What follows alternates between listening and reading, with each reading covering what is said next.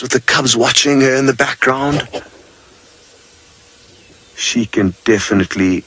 Oh, I just got a glimpse of the warthog. She's quite close to it.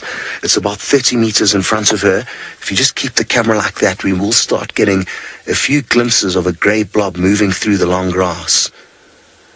It's kind of between her and that white tree. This is looking very, very promising. I think I need to creep us forward a little bit further, though, to get us closer to the action, because we are miles away here. I'm just worried she's going to launch her attack when we do. Let's take a chance. Hold on, everyone. I just want to try and get us up onto a little bit of higher ground. We're far away, so our speeding is not going to impact on what we are seeing here. Unless we disappear down a hole, then we won't be able to see anything.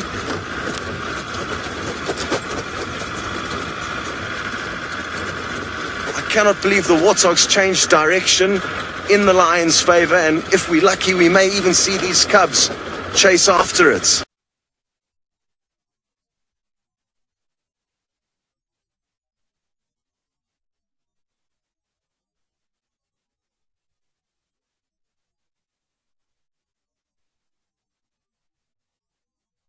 Right, man, I'm going to try and act.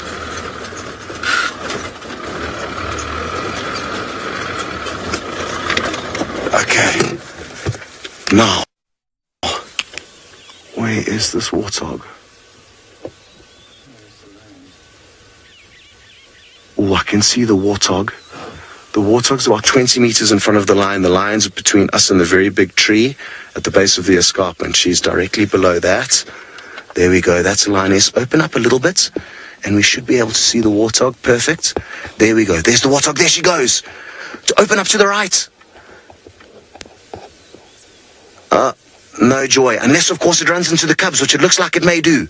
Where are the cubs gone? Oh, no. The cubs have all disappeared. There they are. They're the cubs. Oh, well.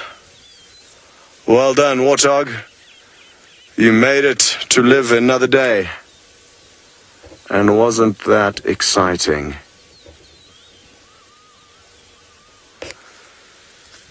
Whew. Okay, everyone, well, no such luck for the lions, but lots of luck for the warthog. I hope you enjoyed that exciting moment.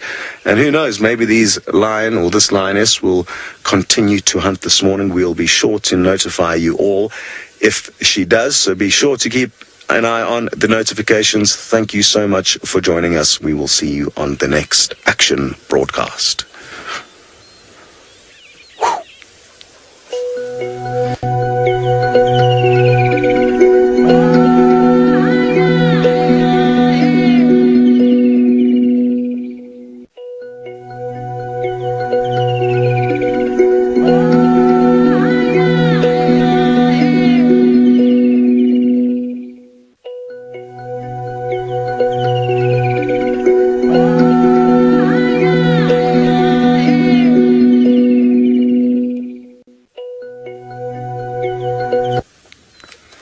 Okay, everybody, just to explain, we have to do this random 30-second silence after we say goodbye to the Facebook people. Not too sure why, but that's why I kept quiet for 30 seconds or so.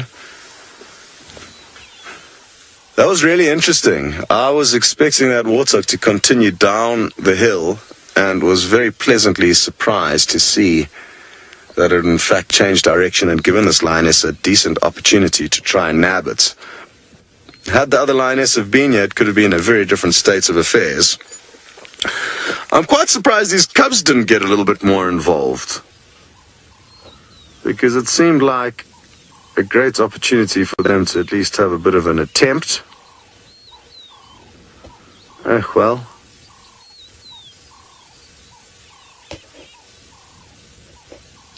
Very good. Well, we're going to have to now get back into position with these lions. Thank you, Termite Man, for having us to stay.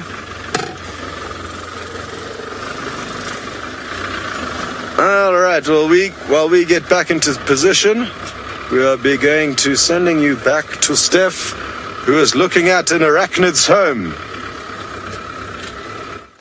Definitely, and from one super predator to another super predator, but with the same outcome for our health and safety, is that this spider, if it had to bite you, would have, well, not quite the same effect as a lion biting you, I don't think, but it definitely do you some harm. This plant, just to show you what it is, this plant is a tall white squill, and this time of the year they are quite commonly encountered in the bush around here. And living in this tall white squill is a sack spider.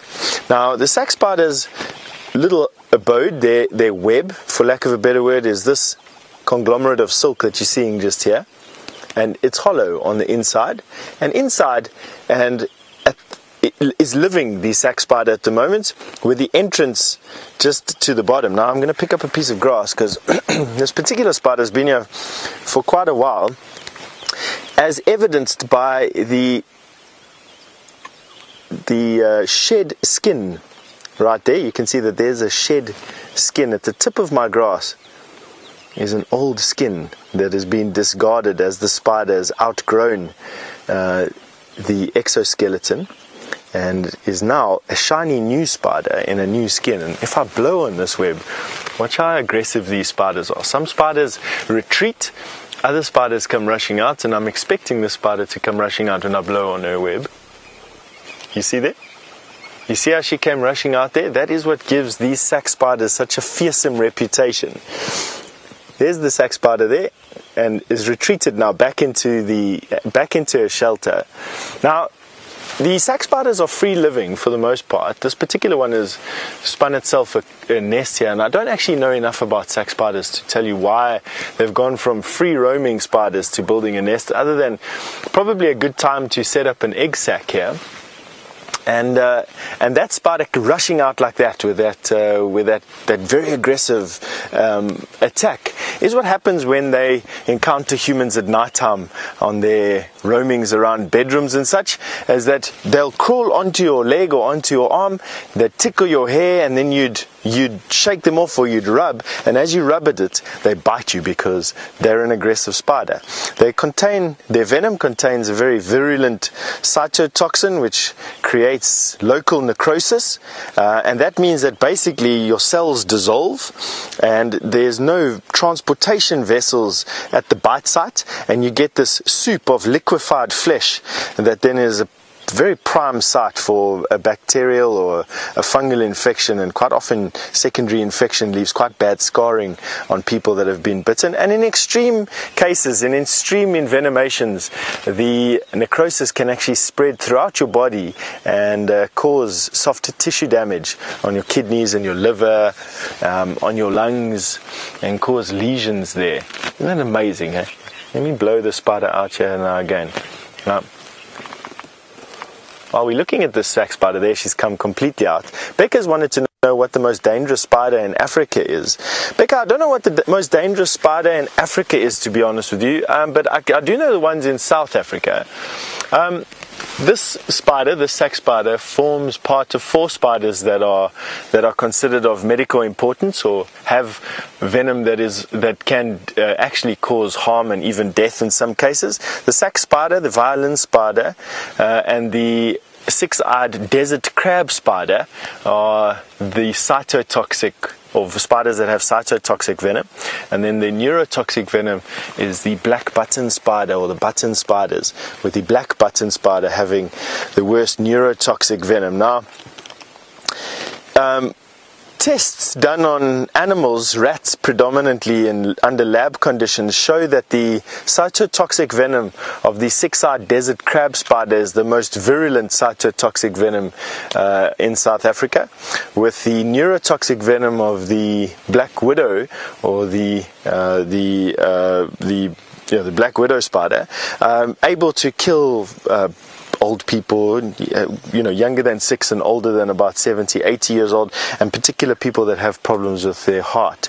And so two very dangerous spiders. There's been no recorded deaths of a 6-eyed desert crab spider to that I know of, at least anyway, as they're quite reclusive, inhabiting caves and overhangs in sand in the desert areas in the western part of the country. And although there's been a few envenomations of the black widow spider, it generally doesn't result in death. I mean, we're talking about a handful that I know of over the last 20 years versus, you know, the handful that died in the last 30 seconds in car accidents around the world. So, you know, these spiders, although of medical importance, are not really that dangerous. So you don't want to go and handle this.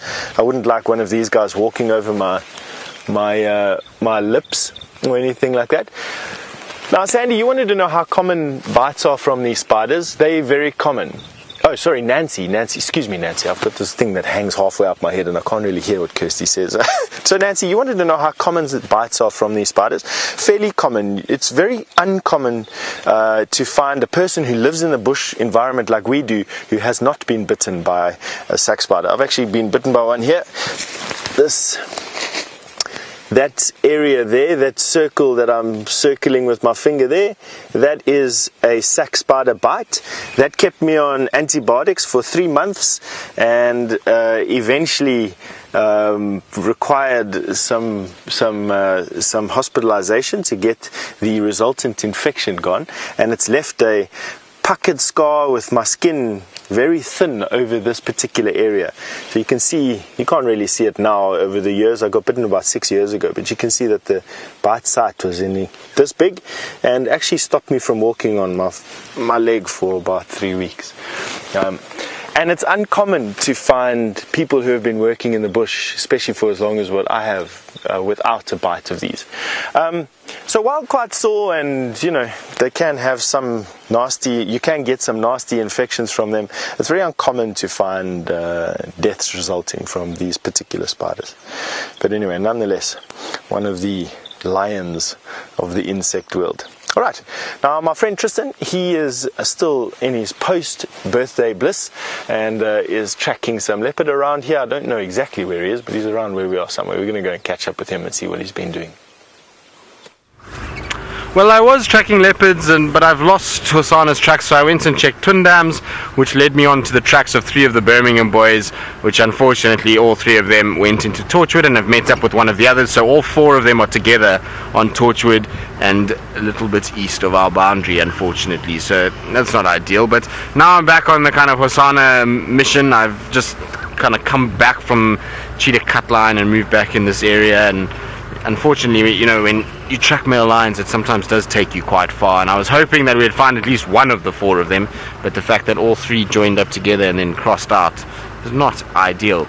Now, in terms of Hosana, I have a sneaky suspicion. Yesterday I was watching him, and he was definitely following the scent of Shadow and Cub as they had gone towards Treehouse Dam. Now, I have a funny feeling that he continued to follow that scent, so I want to go and check where they had their kill, just in case. I think maybe Hosana might pop out somewhere that side. It's just a hunch. I don't think it's going to be correct, but it's, you know, worth a gamble. We can't really find too many other tracks. I think Herbie and Steph are heading towards where I last had tracks, and maybe they can give me a better idea of direction. But if he was on the tracks and smelling around for Shadow and her cub, maybe it's going to take him all the way to that carcass off Zoe's Road. So there isn't anything left there, but you never know. Maybe he's just gone and sniffed around and investigated, much like what he was doing yesterday, because as he was walking along yesterday, it was quite funny to watch him. He was sniffing, and every single tree, he looked up into the tree to try and see if somebody was up there with food that he could potentially steal. So he was definitely aware that Shadow and Cub were moving around that area and that food could have been available.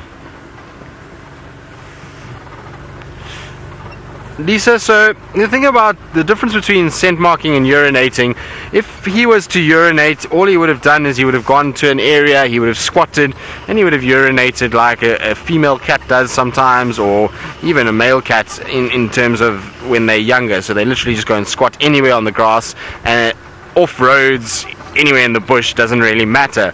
What he was doing though was very, very different. He was lifting his tail and spraying right on to the tree itself. He was also at times scraping his back legs, which is a indication that he's marking a territory. So he's trying to open soil out. He's also scent marking on prominent sort of posts within that territory and prominent sections within that territory, which means that any leopard that walks through there, it's going to be at sort of nose high, firstly if he's spraying on trees, so they're going to pick up that scent a lot faster. He's also spraying over the scent of another leopard that he's picked up in that area, and the scraping of the back legs is almost getting his urine onto his feet and then taking it with him. So that's the difference. Urinating, he would just go to the toilet and then he'd walk off. He wouldn't really make a big scene out of it, but when he scent marks, its tail up in the air, spraying all over, trying to get that scent on as many things as possible so that other leopards, when they come past, smell and know the difference. So that's the difference between the two.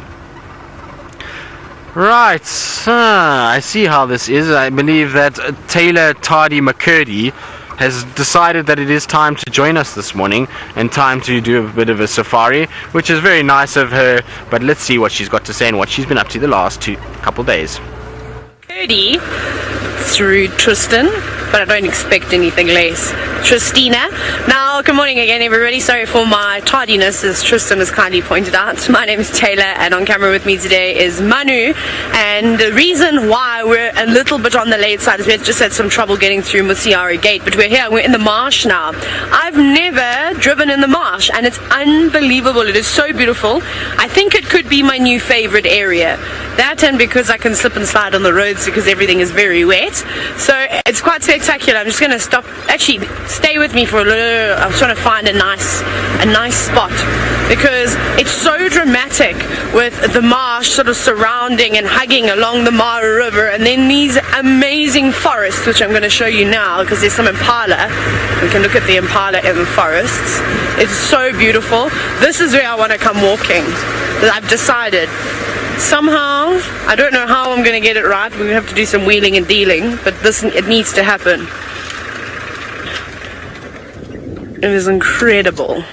It is so beautiful. So they're the impala and they're all the trees. I don't know what big trees we've got here. I'm trying to figure them out.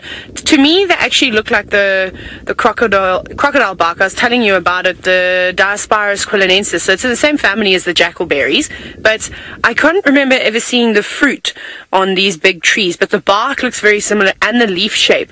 I just need to figure out now if they get a big fruit as well, because the jackalberry fruit, and I'll see if I can find one on the road. If we get some trees quite close by, I'll be naughty and jump out. But the fruit here is about 3 or 4 times the size of a normal jackalberry fruit. So, but it looks very similar. And how I used to remember identifying the crocodile bark when I was in Zambia is that the actual trunk of the tree, it reminded me a little bit of leadwood. But of course, it's not the Combretum imberbe. It's not the leadwood tree at all. But they are beautiful, and there are hundreds and hundreds of them, and I can't even imagine how old these forests actually are. That's why I'd love to get in here on foot, because there aren't any roads that go through there. Well, maybe there are, I just haven't found them yet. And you can see the impala also enjoy hanging around this area.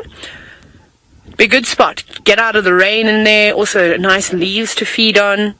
And the grass is also quite short, so there's a variety of things. And of course, impala eat fruit too, so when that fruit does drop from the tree, they will nibble on that. I can imagine the hippos would spend quite a bit of time grazing around here and also picking up fruit where they can.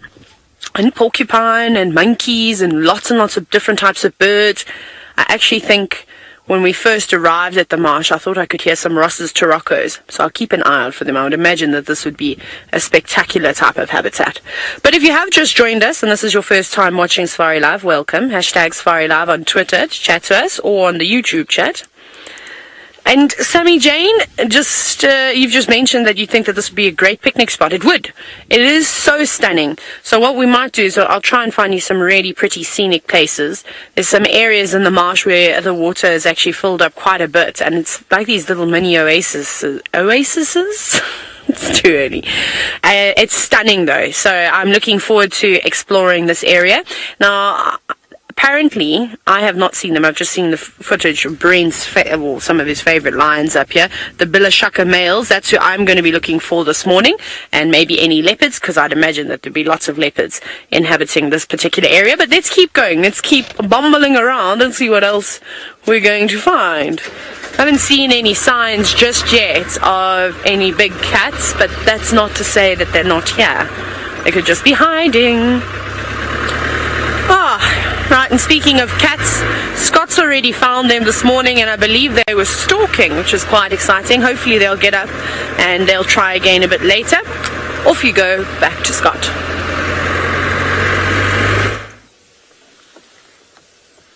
What did I hear that? My earpiece falling out. Oh, hello. My earpiece has fallen out. Well, one end of it. But now it's back in.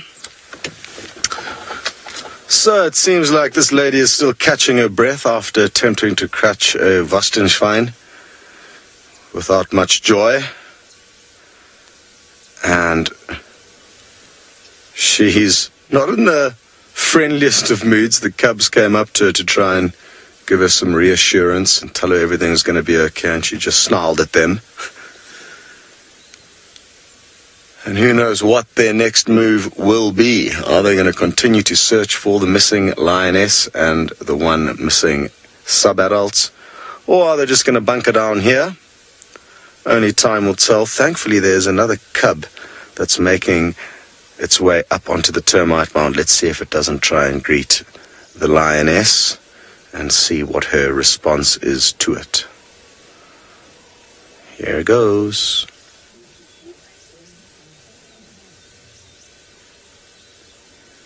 Same response as the others.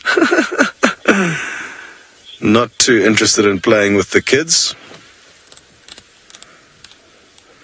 Hi, Donna, you'd like to know which sense is the strongest with lions, sight or smell? It's a tricky one to answer. They're both incredibly powerful senses, and I think a lot will depend on the environment that they're in. So the lions here in the Mara will be using their eyesight a lot more than their sense of smell, because they can see for much further. They're not having to move through thick bush like the lions in the Sabi sands, who will often be using their sense of smell and even hearing to detect prey before they see it. Here, it's very different. But it's not only sight and smell, like you asked, it's also hearing. And all three of these are incredibly acute, and it will all depend on the actual scenario that the lions are in, or the habitat that they are in, which senses they use more. I think it'll be quite hard to compare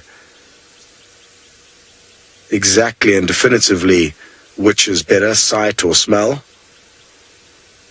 because they are kind of different genres, I guess.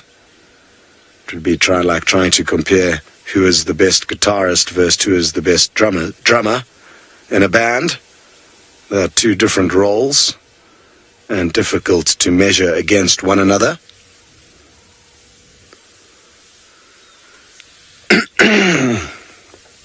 Excuse-moi. Well, what a peaceful scene this is on the foothills of the Olololo escarpment, with this pride of now seemingly fairly lazy lions. We were lucky to get the action that we did this morning. Who knows how busy a night they had trying to get a meal. They weren't successful, judging by the state of their bellies. And the territory that this pride occupies, it must be said, is probably not the most bountiful with regards to prey options.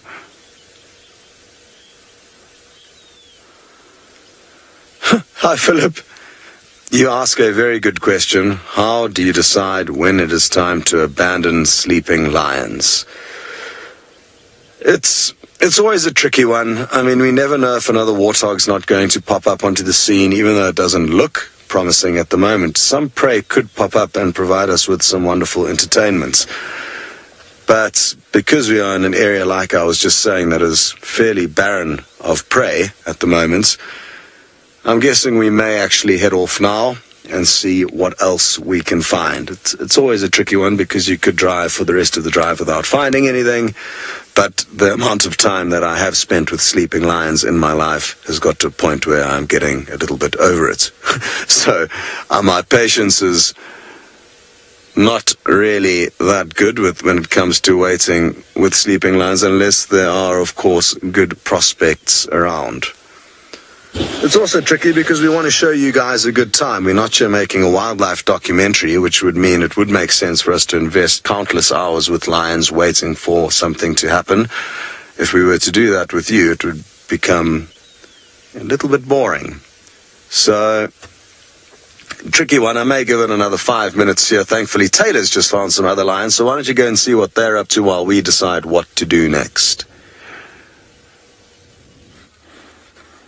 Well, how great is this? Anybody that's staying at Governor's Camp is going to get a very, very nice surprise as they drive straight out from the lodge, really. There's a lioness that's just sitting up on a termite mound. She doesn't seem to be particularly interested in anything. She is gazing off every now and then at the buffalo just behind her. But I think it would be silly of her to go in on her own and try and take on a fully grown buffalo.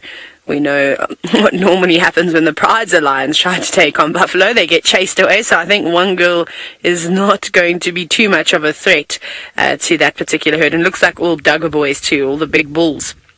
So I think it's wise that she just sort of sits where she's sitting at the moment.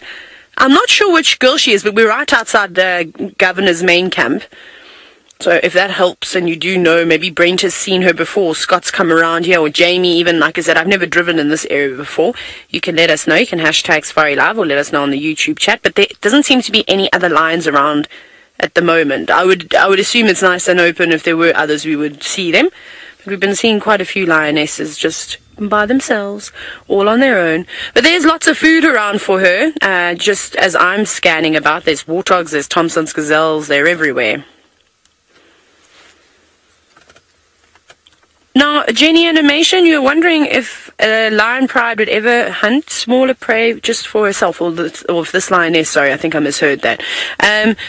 I suppose it depends. They'll take whatever they can get. So, I mean, sometimes if they go charging in and they only catch a small buffalo, for example, or a young wildebeest, and there's 4 adult females and 10 cubs, that's really not going to be a big meal. That's the equivalent of one lioness, I suppose, catching a young Thompson's gazelle for herself, because that's all they're going to end up getting is about that amount of flesh. So for her, if she is on her own, it might be a good idea, just because there's so many other predators out here, to catch something that's just enough for her to eat. Because if she does sit with, say, if she catches a wildebeest and she sits with that wildebeest on her own, hyenas are going to come in, they're probably going to harass her. There might be other prides and lions that come in and give her a bit of trouble. So it might be best that she behaves a bit like a cheetah. Just catch what you can quickly eat and then move off of it. Because if other predators do come in and she's feeding on a big carcass, she's going to want to defend herself, and this could mean that she could injure herself unnecessarily. Whereas if it's small, she can gobble it up within an hour and then move on, and she's sort of not really a target. But maybe her pride is around. Maybe she's just separated. Perhaps she's got young cubs. It's very difficult to tell, you know, if she does have any cubs or not, but I'm just sort of playing the different scenarios out. Maybe she's got a den site somewhere and she's just off looking for something to eat before she goes back to go and suckle. So that's another thing. So she might have a bigger pride. I'm just not exactly sure who. Maybe it's one of the Paradise Pride females. I don't think we're particularly far away from that area. We're going to hug the Mara River, I think, for a little bit, because I'd like to explore around here and get a view from this side. And then eventually we will make our way towards the area where the musketeers, the 5 cheetah, hang around. We just need to find out where exactly they've been and if any other cheetah have been sort of spotted, and we'll do some exploring. We're probably going to stay out for most of the day. We might head back to camp just for a quick little run, some exercise, because you can't be stuck out on these cars for 3 days in a row. So that's what we might do. Go do a bit of exercise, grab something to eat, have a quick shower, and then jump back straight in the cars and come back out again. But I'm quite excited to be back on the side of the river. It always seems to be very, very promising. We've had some amazing sightings over the last little while. But she's fairly relaxed. She doesn't look like she's keen on hunting anything just now. I highly doubt she's going to sit out in the open all day. That's starting to warm up now. She'll have to move to a bit more of a shady spot. There's lots of little trees around here, so she could go to one of those, or she could just go and duck straight into the forest, where there are plenty of trees that she can be sort of shaded by. But she's a lovely girl. Now, I'm not going to off-road here. We're very far away. Also, it's a marshy area. You don't want to off-road. But we've had so much rain. It rained until about 3 o'clock in the morning. Ooh. Now, Fuzzman Sparkles, thank you very much. You said it might be a female by the name of Yaya from the Paradise, not the Paradise Pride, from the Marsh Pride. You said that she's often seen alone. Possibly. That could be exactly who it is. It's just a pity. I'm so sorry. I can't really get you a front view at the moment just because she's not cooperating. And like I said, I don't want to off-road here. Firstly, we're going to wreck the ground. And I'm not... Oh, there we go. There's your opportunity to identify her as she very quickly looked towards us. No, look back. I don't see anything sort of obvious other than she's got a particularly hairy chin. She must be growing a beard for November. Maybe. She's got very fluffy ears as well. Well, that'd be quite nice. Well, Fuzzman Sparkles, thank you very much. I'm actually, as I sit here, and I'm sorry, I'm moving around now. I'm looking for my pen because I'm going to make a note on the information that you've just fed me, because that is fantastic. I love it when you guys help us out like this. Well, we all do. Every single guide out here appreciates. Now, where is my Mara Lion page? I might have to... Oh... You're going to have to extend it. Okay, so, yeah. The Marsh Pride. Very cool, and then I'll add the others a little bit later. Okay, well that's quite nice. Shall we go exploring? She doesn't look like she's going to get up to too much right now. We can always come back here. I do want to go further down because we might find the Paradise Pride if we carry on this route. Sitting just on the other side of the river, so I think let's do that. Thank you, girl. It was quite nice. A nice way to sort of start the morning off with a lion. Also spotted by Manu. Manu's winning today. I'll catch up. We always sort of play who's going to spot the animal first. I wasn't concentrating. Ooh, that sounds exciting. Now, it sounds like there's something going on the bushwalk. I'm not sure what, but Steph will figure it out.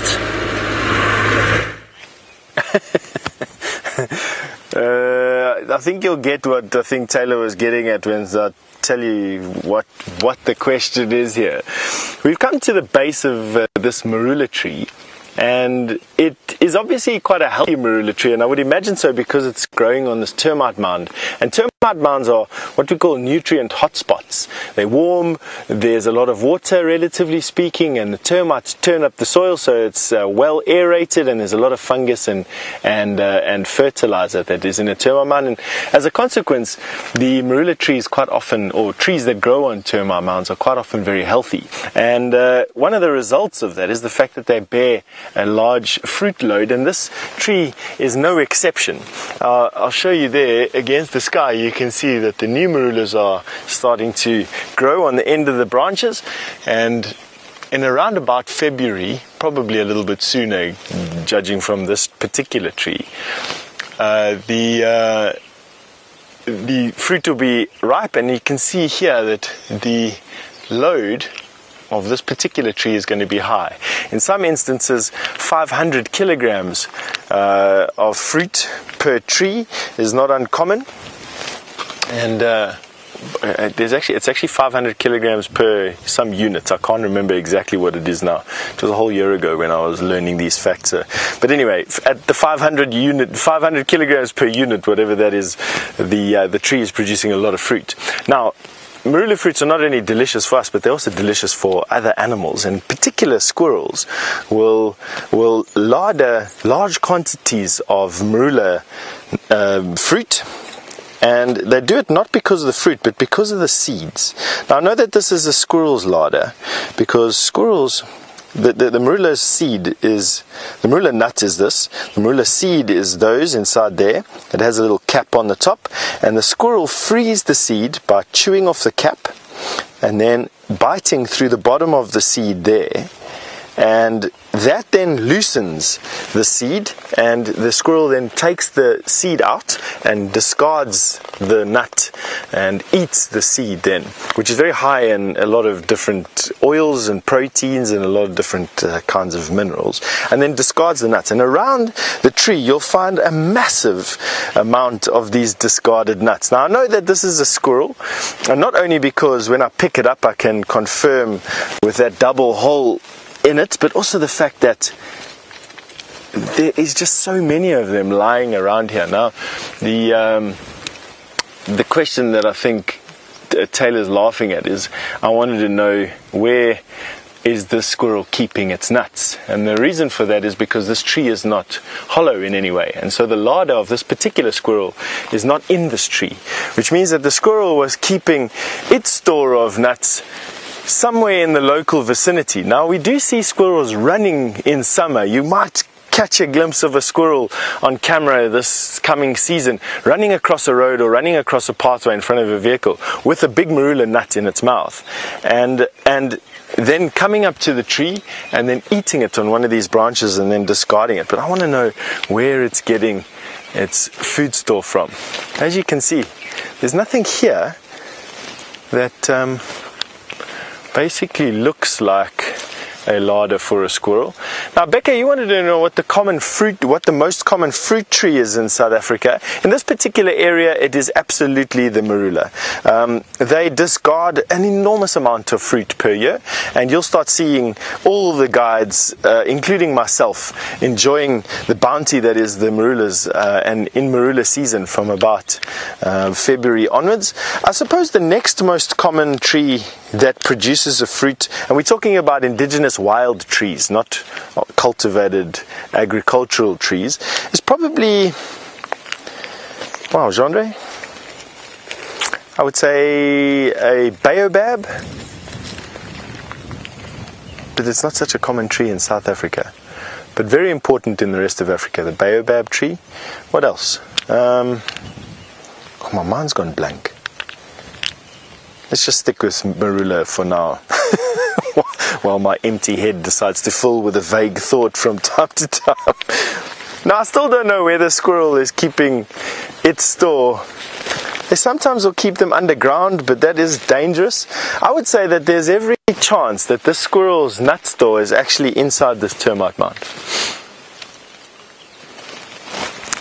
Normally they'll fill a tree cavity with one, but I can't actually see one that is in a relatively close place. Chris, you wanted to know when the elephants... Is Chris, Kirsty? Sorry, I just want to get our viewer's name right. Chris, yes, sorry, Chris. You wanted to know when will the elephants start to partake in the bounty that is the marula trees and the marula nuts. Also around about February.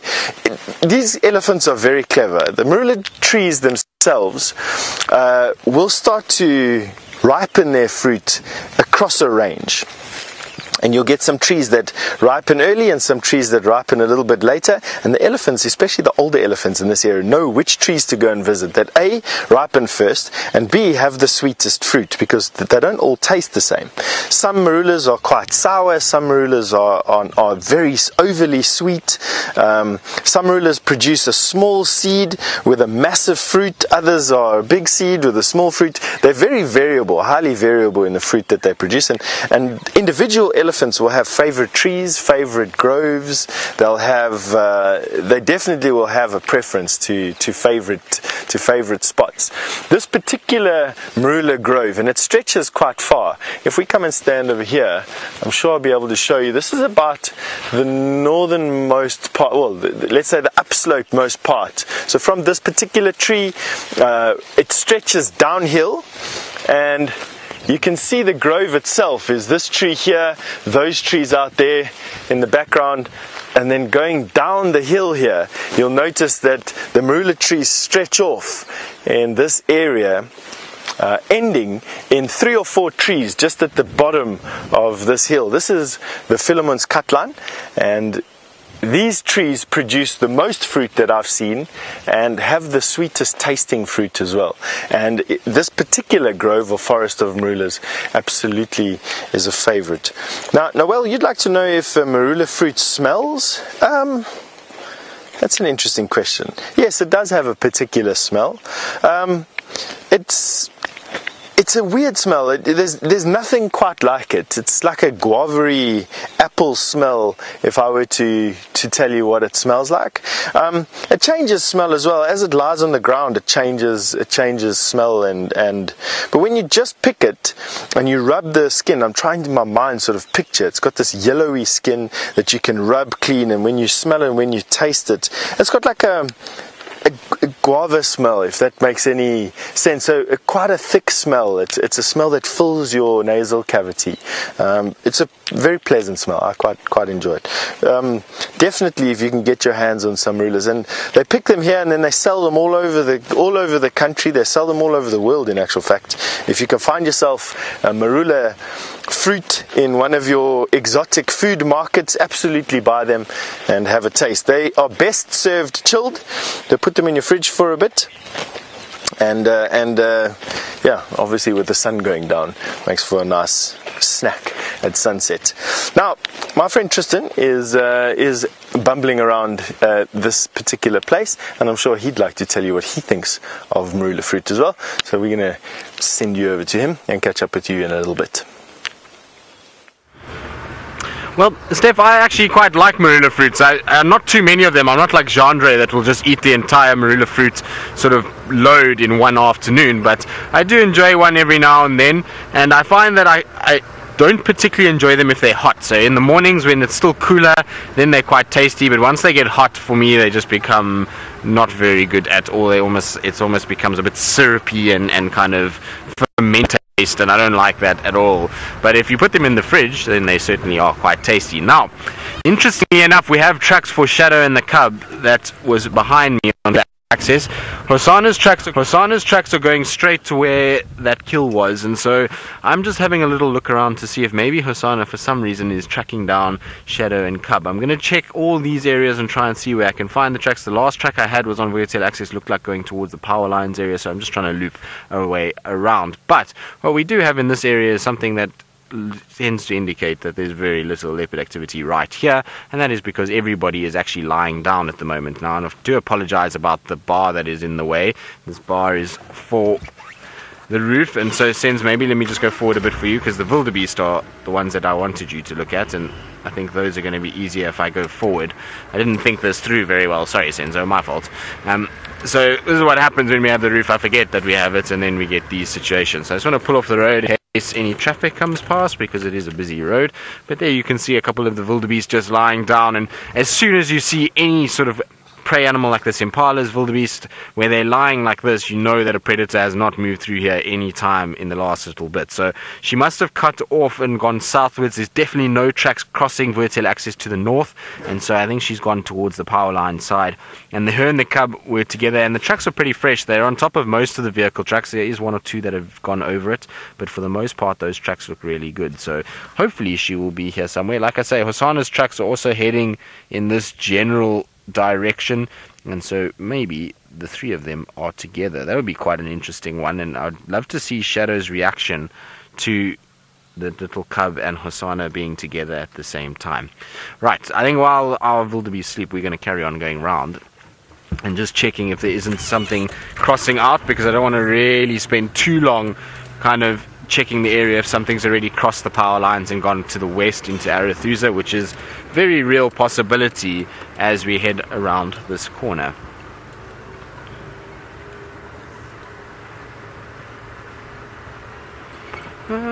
Philip, yes, they do.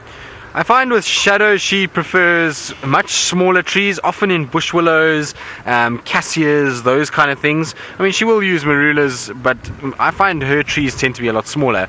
Other leopards, though, mostly marulas in this area. Leopards love marula trees. Also jackalberries. Those tend to all be quite big with nice forks in them that they can hang a prey animal on. Also lots of nice horizontal branches to sleep on if they have to. So marulas, leadwoods to a degree. I mean, leadwoods generally are if they need to escape from a predator of some sort like wild dogs or lions and it's a quick affair, then they'll go up into... I find that, like I say, the marulas probably and the jackalberries are the two that are used most frequently in in this area, and that's just because we have a number of both of those. I've seen a lot in milkberries, I've seen in ape ashes before, I've seen in yallies, in berries, and all kinds of those big trees, big shady trees generally is what they like. So in this area, marulas and jackalberries are probably the two biggest and shadiest that we get, particularly in the summer months. Obviously in winter it's a little bit different, but in winter they don't have to worry so much about shade, so marulas are still utilized because of the shape that they have and the way that they grow. It works fairly well for them and the way that they want to spend time. So they most certainly do prefer those. Also things like bush willows, terminalias, knobthorns, all the acacias, they're spiky, they're thorny, very uncomfortable to be in one of those. And also you find that a lot of them have very flimsy branches, and so it makes it quite tough for them to be able to actually sit there and get out of the way of predators. They can't really stay up there, things just break and bend. Right, I believe Taylor McCurdy has and delightful. Well, we'll see if it's delightful. Sometimes they can be a bit naughty and can cause a bit of havoc, and they certainly do in this area, but I think they're far better behaved in East Africa. Just my luck, isn't it? Why do I always have the strangest sightings? I will never know why. We're sitting with a family of olive baboons. There's so many of them all around us at the moment. They're from being up in the trees to down on fallen trees. I would assume elephants would have had some doing and pushing them down. And then of course Impala at the background. Look how tiny that little one is. It is so small. It can't be very old, maybe only about a week or so. It's still struggling. It's still very, very wobbly on its feet. Maybe a little bit older than a week or so. Please, climb, climb. I'm not leaving Mom's side either. Just sitting around. Are you trying to suckle, little one? It is a little boy. It showed us that it was a little boy. And it must be a bit chilly on a day like today. Because I've got my big jacket on and my scarf on, and it hasn't exactly got the fluffiest coat, just like the adults do. There's a little one jumping, going to dad, or potentially one of the fathers. Oh, you've got lots of energy now. Be careful. It's amazing how quickly they adapt and are able to climb around, even when they are still quite wobbly. Those hands are so strong. Monkey grip, I suppose that's where it comes from, doesn't it? Being able to hold on tight. And the impala were being chased around as well by the male earlier, so they were all bounding about, but things seem to have settled down now in paradise. Oh, it's funny, Manu, can you see that tiny little baboon on this tree on the right? It's just trying to shimmy its way up, and it's actually quite funny. No, these two trees here, on the first one on the left, it's just climbing down. There we go. Look at the way that this little monkey goes down. Go on, baboon. Now, there's not much really to hold on, so they have to do the sliding technique, and the way that was going up was it was actually amazing, and I'm hoping we're going to get to see it climb up again. You can see a few sliding down. It's a big jungle gym out here, isn't it? I suppose that's what this really is. No, when we first arrived and we'd seen all the baboons and things running around, there we go. I can see a little hand moving. Come on, show us how you climb up. No, you're coming down the tree.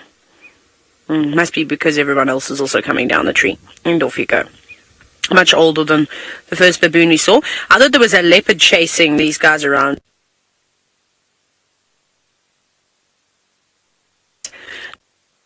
Baboons will eat meat.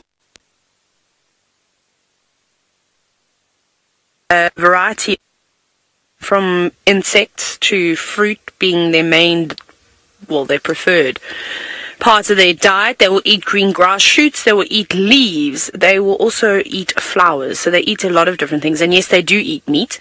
Baboons are notorious for catching impala lambs. They'll catch Thompson gazelle youngsters. They'll even kill a lot of goats in this area too. But they're not strictly carnivorous. They do mainly feed on plant matter.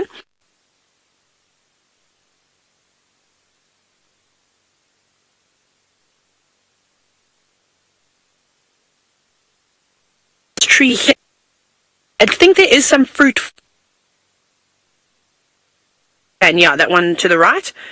If you go in there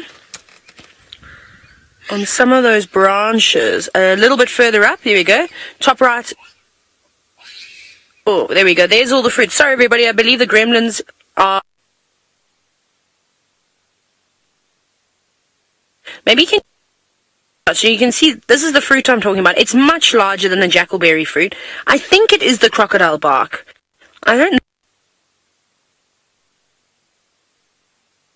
Can't really get pluck leaves. It makes it difficult to try and identify them. But there it is. It's not ripe yet though. I suspect it'll go a yellow color if it's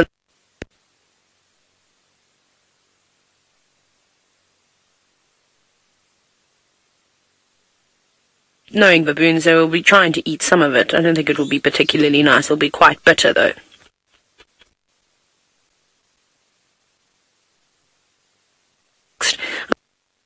The baboons don't seem to be as relaxed as this. Oh, I'm so sorry. The gremlins seem to be attacking us, so I'm going to send...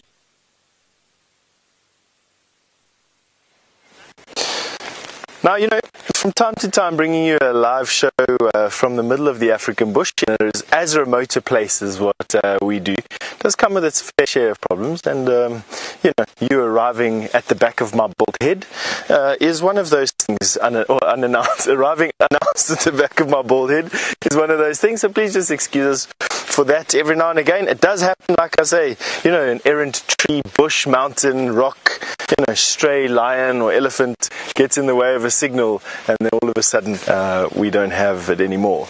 Now, this is the time of the year where flowers and flowering plants are showing us what they have, and one of the rarer flowers to see out here are these combretum flowers. We're very comfortable and often see, or very comfortable around combretum seeds, those four-winged samaras which festoon the combretums, but it's actually quite rare to see a combretum flower, and what we're very lucky with here is a combretum flower. It looks like a red bush willow, and isn't that just lovely? Now, I don't think I've ever smelt a combretum flower. Oh, that is lovely. Now, Troy, while I'm busy smelling this flower and trying to decide what it smells like, you wanted to know how I tell the difference between a male and a female tree. Really, the only way, Troy, is to see which tree's fruit.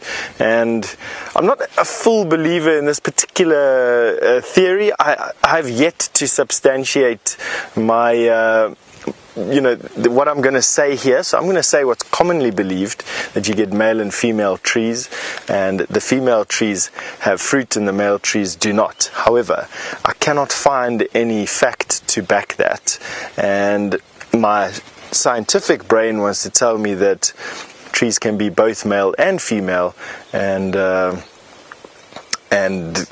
that I can't yet explain why I think that some trees fruit and others don't, other than perhaps it's just the way things are. Some trees just don't bear fruit some years and others do, which might lead to this perception that you have a male and a female tree.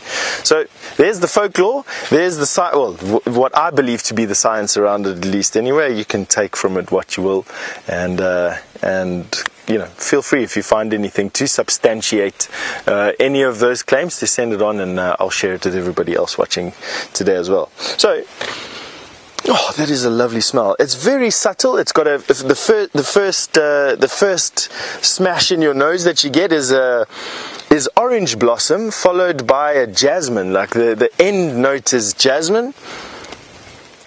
So it's not as hard, or it's not as pungent as an orange blossom, but it definitely is very close to that when you first smell it. And then as you run out of breath, you know, in the top end of your nose, it turns into this lovely jasmine smell. Wow. Thank you. That is awesome. What a cool smell. And these will, of course, the beetles and bees will come and collect pollen and pollinate the female parts of the flower, which will then swell up to produce a seed pod. And these particular plants, if we can find one here, get a four-winged seed pod. Now, of course, because I want to show you one, there will be none available.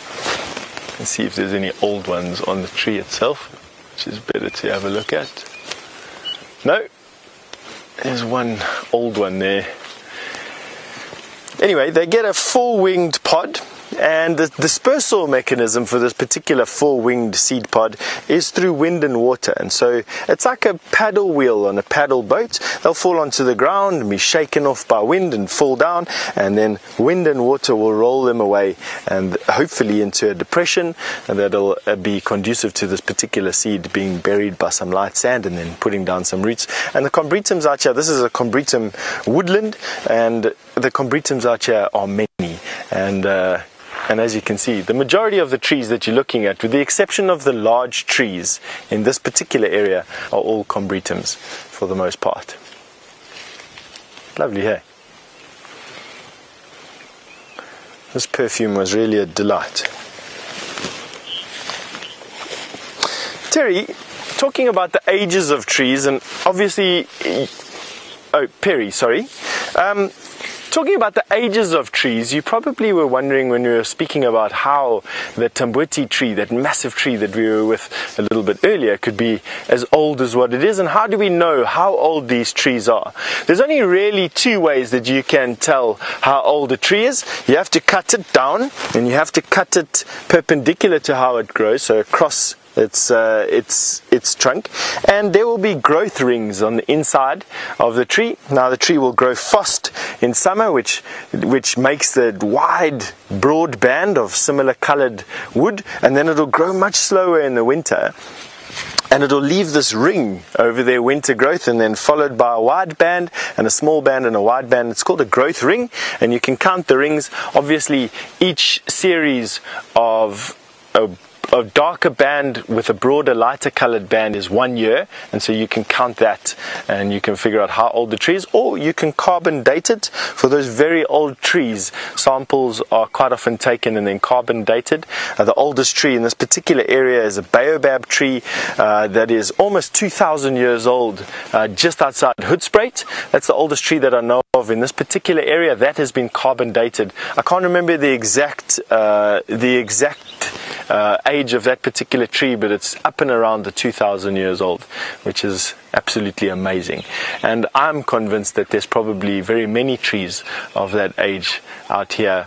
Once you start to really look, some of the olives, way up around about there. Some of these massive leadwoods that we have, probably not as old as that, but definitely in and around that 1,000-year mark. Now,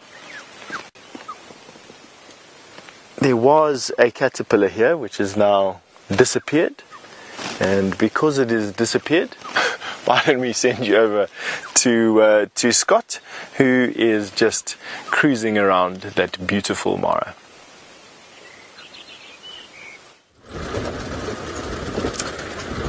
So, as you can tell, we have left the members of the Sausage Tree Pride snoozing on a termite mound and come off in search of anything else, really. Seems like we've got a bit of road maintenance up ahead,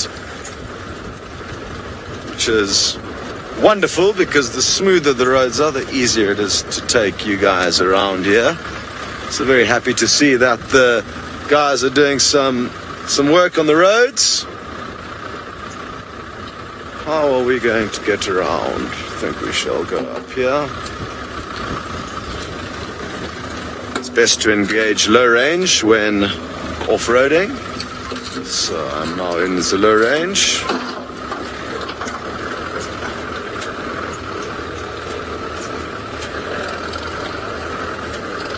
Jambo sana. Habari ya leo. Sio mbaya. Asante sana. Jambo sana.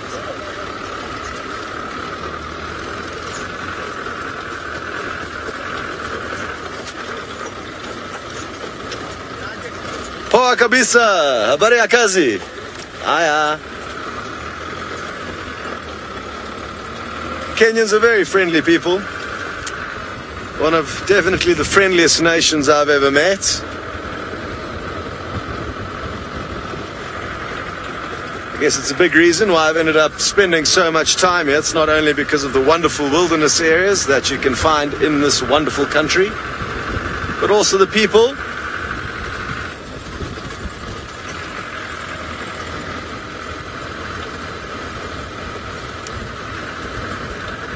Haven't been down here for quite a while. This is one of the areas where we cannot off-road, but it really is beautiful.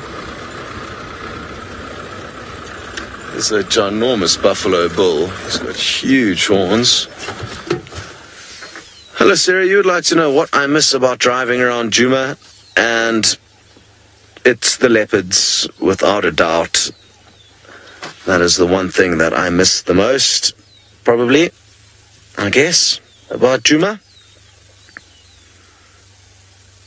He's a monster.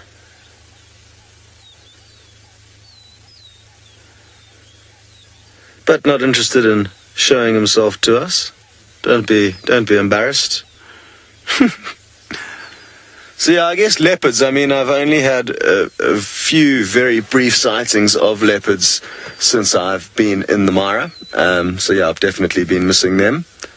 What else do I miss about drives at Djuma? Probably that's the main thing. That is the main thing. Obviously, also knowing my way around there was kind of handy. There's so many roads, and we've got such a huge traverse here in the Mara. I certainly don't know all the little tracks and places where you can off-road and link ahead around through riverbeds. But because I've spent a lot longer time at Djuma, about 2 years in total, and because it is so much smaller than here, being able to know each little alley and track and all the animals that live within your area of traverses is also something quite handy.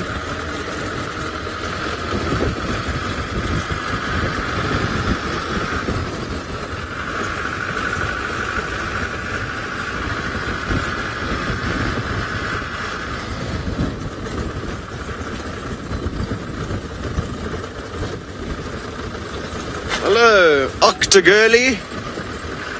You'd like to know how many languages can I speak? Well, English is my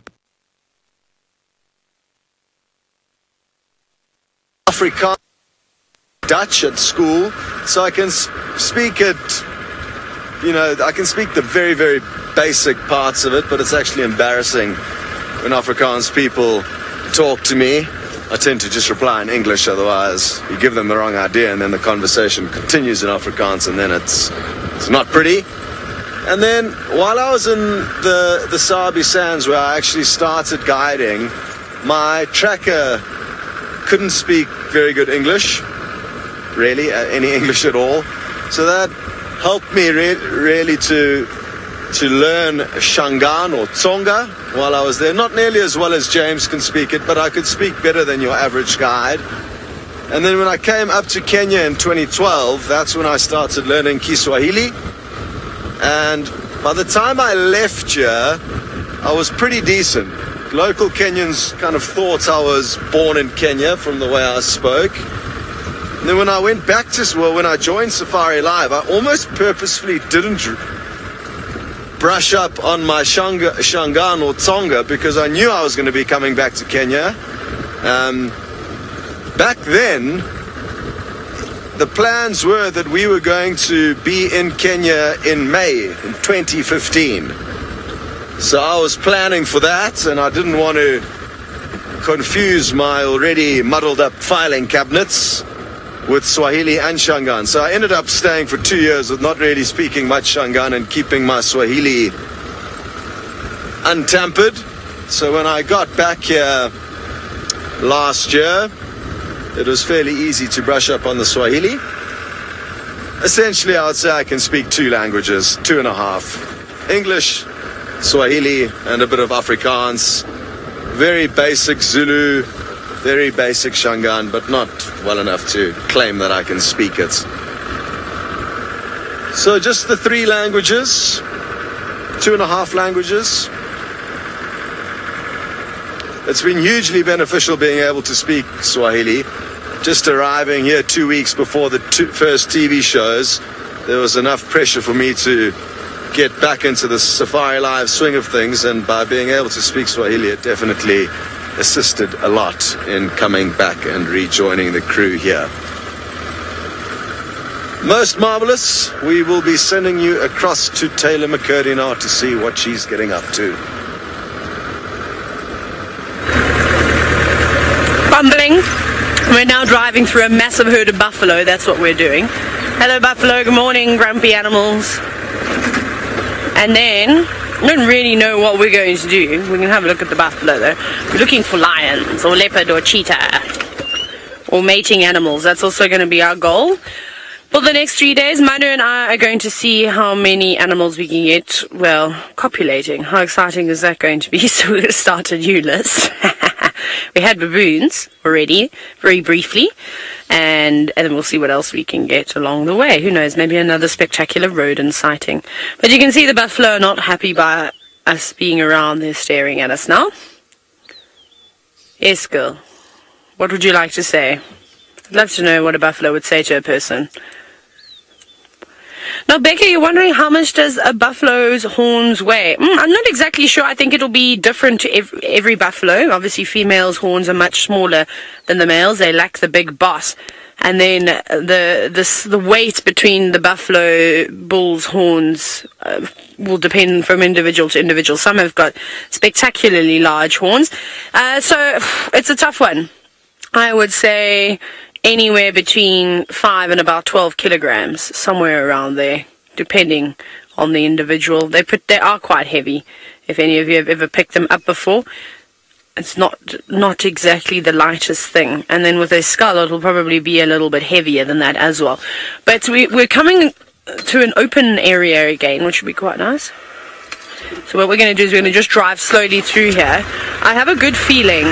I don't know what the feeling is, but something's telling me we're going to have some cats. I'm hoping some lions.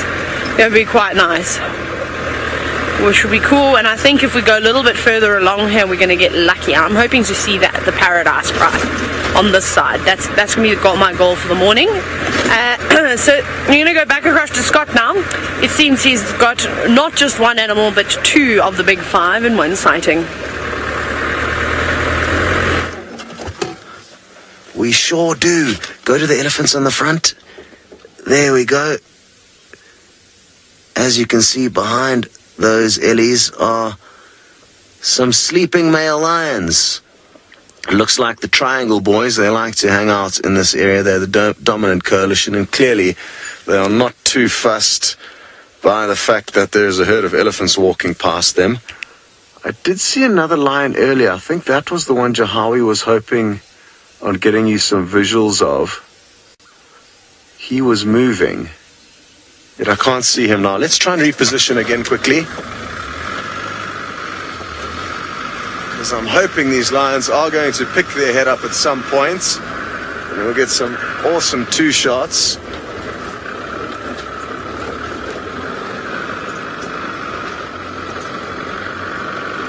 Elephants at the moment appear oblivious to the fact that there are these lions right here. If they do catch wind of them, we might get lucky and see them chasing them. Oh, I think one Ellie may have just caught wind of them. Can't be certain yet though. Maybe it's just stopping and feeding on a bush. Yeah, it just looks like it's feeding on a bush close to them.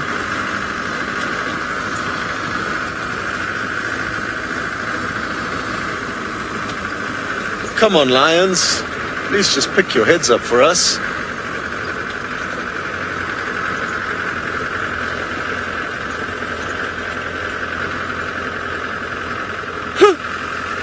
This is crazy. Let's pick a good spot to stop, which I think will be about here.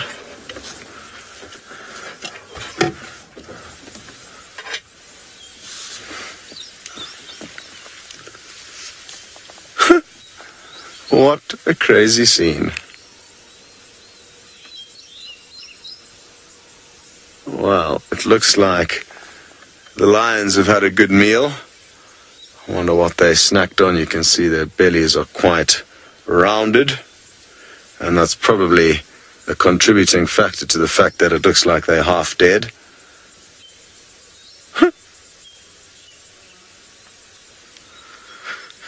Because a full-bellied lion is often a very, very sleepy lion.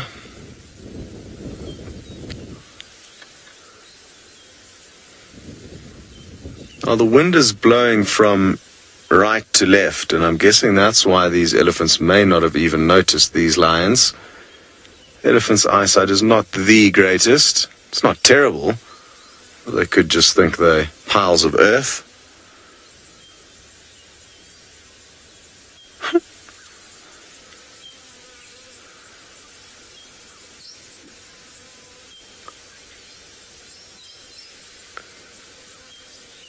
I wonder where the other lion went. I think there are usually 3 males in this coalition, and as we spotted them off from a distance, one of them was moving. He could be one that's just plonked himself down, hard to be certain. But what a wonderful scene this is.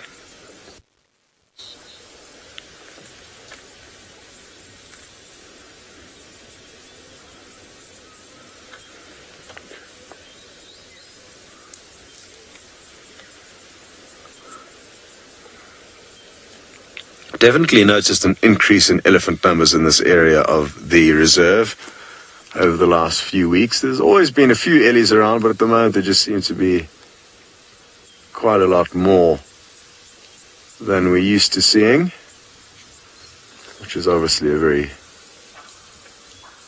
welcome scenario.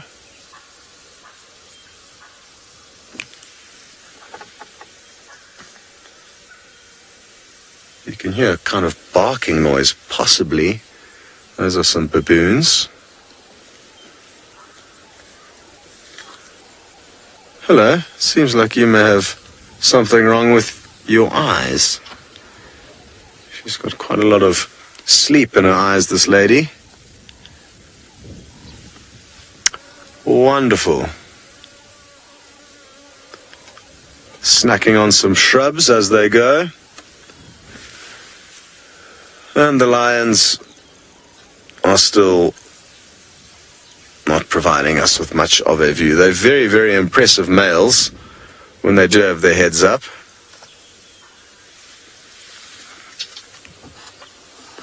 Hello, Robert. You'd like to know if an ellie would kill a lion if it came to that, and yes, they would.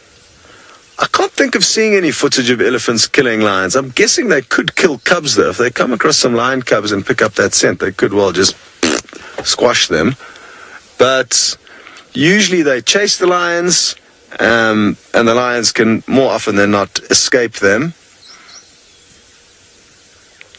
There's even some very unique scenarios where the opposite happens and lions will actually hunt and kill elephants, not just small baby ones. Some fairly decent-sized elephants have been brought down by lions, but it's very unique scenarios with often very large prize. Oh, well spotted, Kirsty. This guy's missing half of its tail, and I've noticed quite a few young elephants missing chunks of their tail here in the Mara. Could have been chewed off by a hyena when it was very young, or maybe a lion. The tail's often a very useful part of the animal or your prey to latch onto. I need to go and look what these baboons are alarm calling at.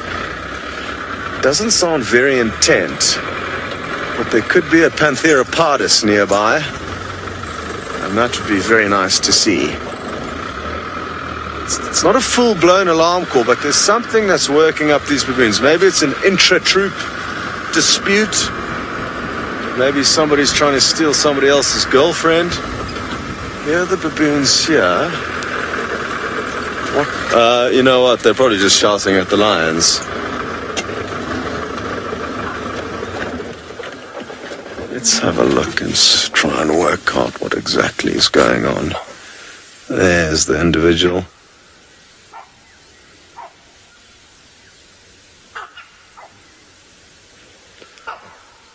They seem to be looking straight out towards those lions. So it could well be them, but we must just make certain it's not unlikely that there could be a leopard nearby. If there was a leopard, I'm guessing there'd be probably alarm calling a lot more intently than they are now. This is like, there's a mild threat, so the alarm calls are mild, whereas if there was a serious threat, the rate and repetition of those dog-like barks would be far higher.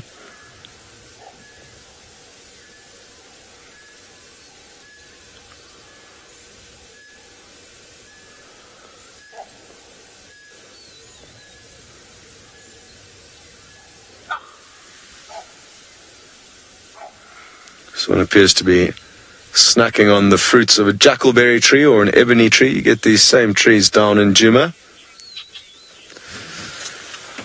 Hi Glenda, you'd like to know how large do troops of baboons get on average? And it's, you know, I'd say between 20 and 40 individuals would be the average size of a troop. Anything upwards of that or less than that would be considered a small troop. But yeah, some fairly big troops here in the Mara, 40, 50. I guess often when calculating the size of groups of animals, you may not count youngsters that are younger than a year of age because there's a strong likelihood that they are going to not make it. So even when counting lion prides, you ordinarily would just count the adults that are older than a year of age. You wouldn't include all of the individuals, but it all does depend on who you are talking to and where exactly you are on safari. There's some slight differences regarding how those numbers are calculated. Wonderful. Well, you'll be glad to know Steph has found you something else that's very interesting on the bushwalk. Now, I found a clump of grass, but we'll talk more about why I found this clump of grass in a second, and it's in a very specific pattern for a very specific reason. But I came up and found this little clump of grass because I was looking at this rus bush for a flea beetle. Now, 2 years ago, or 2 seasons ago in the dry season, these russes were just covered in flea beetles.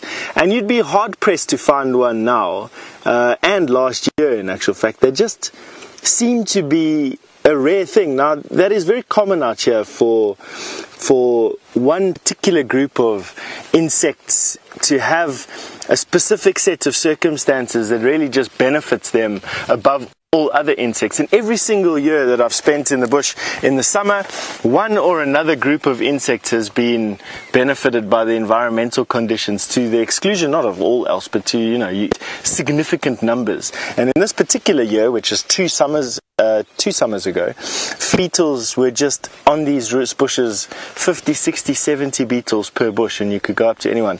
I did find one on this bush. It did swan dive off the bush as soon as I came, and so unfortunately there's no other ones, but because I had my face into this bush, I managed to find you this clump of grass.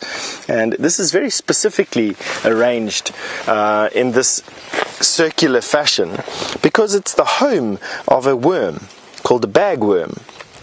And a bagworm, as its name suggests, creates a shelter for itself using the most common vegetation at its wherever it's located. So at its location, in this particular sense or case, it was grass, and you can see that it's a silken retreat, and there's the silk there. You can see me.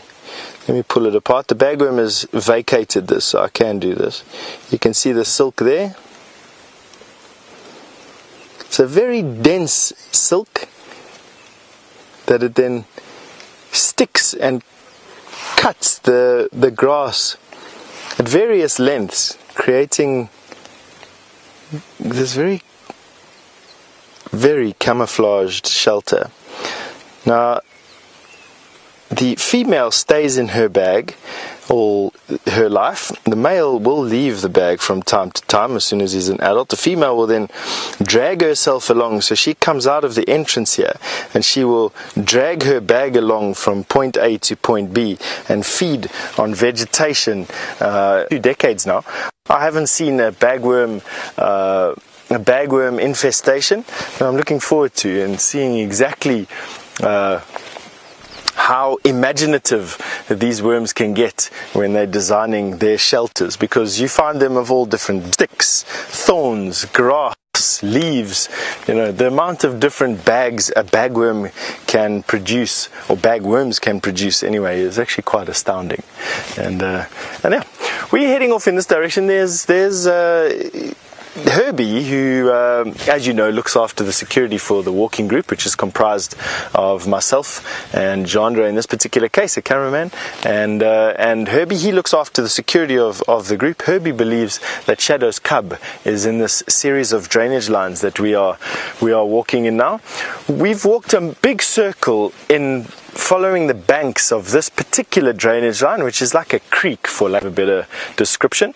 The big Tamboti that we were with just a little bit earlier in the show is at the base of this, well, about halfway down this particular creek. So in the same creek system, we're now at the head.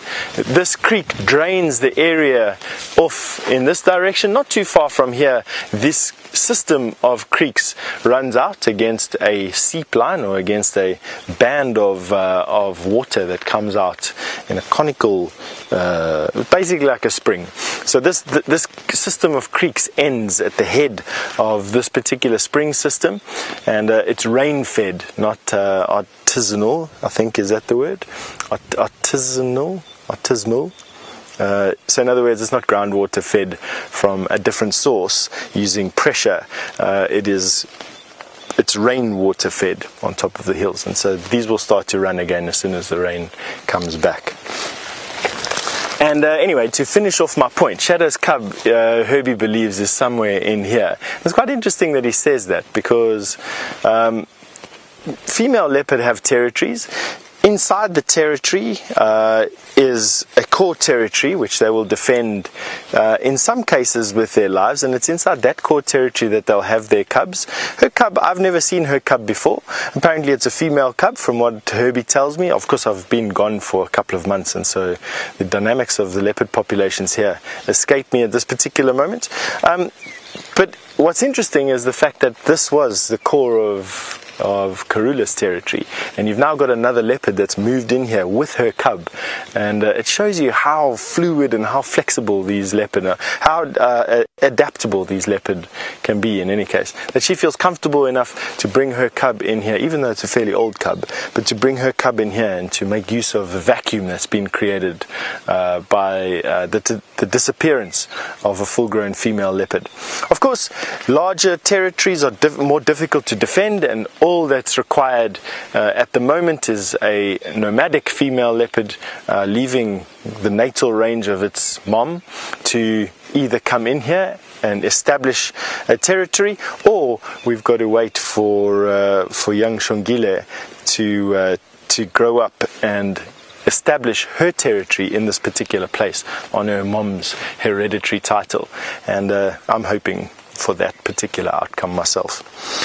Now, what was catching my eye was this piece of the earth. This is just the parent rock, a shard of the parent rock. This is a piece of granite with very large crystals.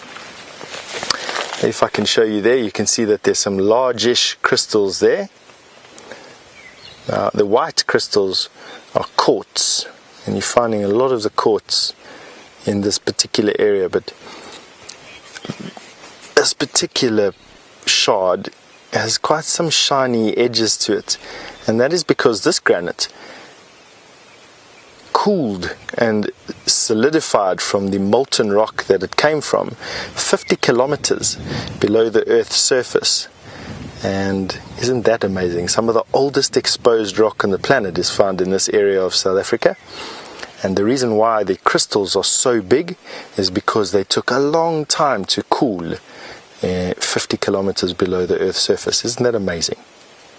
Now, off to something else that is just as amazing is Taylor McCurdy, who is now on the other side of the Mara River and with a male lion to show you. Hello again, everybody. Look at what we've got. We have ourselves some lions, which is very cool, and there's 4 young males here. And because we're still in the marsh, I'm wondering if they don't belong to, or if they aren't, the Bilashaka boys, but there are normally 6 of them. They could have also just split up, so I'm not exactly sure, but we're in that area. And I've just heard Brent rave about these lions. But our problem is now is that they've crossed the Lugga, and I was going to try and go around, but we'll have to go quite far, but we'll go around in a minute. And I'm very excited. They've got relatively full bellies though, so I don't know when they last ate. Maybe a few days ago or so, and that's just the last little bit of food subsiding. That one, of course, is trying to get rid of some of the food in which he's already eaten.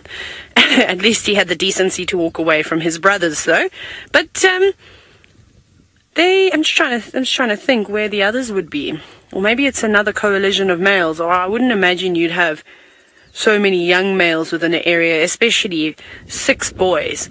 They look to be almost maybe between 3.5 and 4 years old, somewhere around there. They're not particularly big. They are starting to get their manes quite nicely on their chest. And this one is very interested in us. He hasn't stopped staring at us the entire time we've been here. They don't seem to be petrified of the cars. They look to be wary. So we will keep our distance from them. Not that they've got up and run from us while we're in the vehicle. Not at all. But they're beautiful though. And I actually said to Manu, and I've been saying since we've been down here, I really, really, really want to come around and try and have a look at these boys and see if we could find them. So I'm very excited that we did. Now there's one male walking off. Manu, can you see the southern ground hornbill? There's a family of them just walking to the right. I hope these cats don't go for those birds. I don't think they would. There wouldn't be very much of a meal, but their playful youngness might still get to them. And that might, if you can hear some noises, it's me. I have a headache, so I'm trying to take a headache tablet and do all of these things at the same time. So please pardon me for 2 seconds. But there's the southern ground hornbills. Oh, they're walking in that direction now. Don't you dare go and chase those birds. Please don't.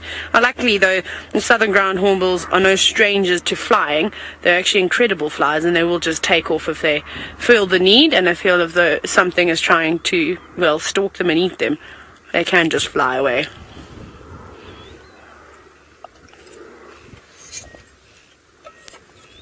What are you doing? Let's see, maybe he's just going to plonk himself on another termite mound. We're watching them. Cheeky lion. He's got a bit of a mohawk, doesn't he? They're beautiful looking cats, though. I think once they grow into themselves, they're going to really be a force to be reckoned with. And bila shaka, Manu was actually telling me that it means no doubt. And I suppose you wouldn't have a doubt when there's 6 of you.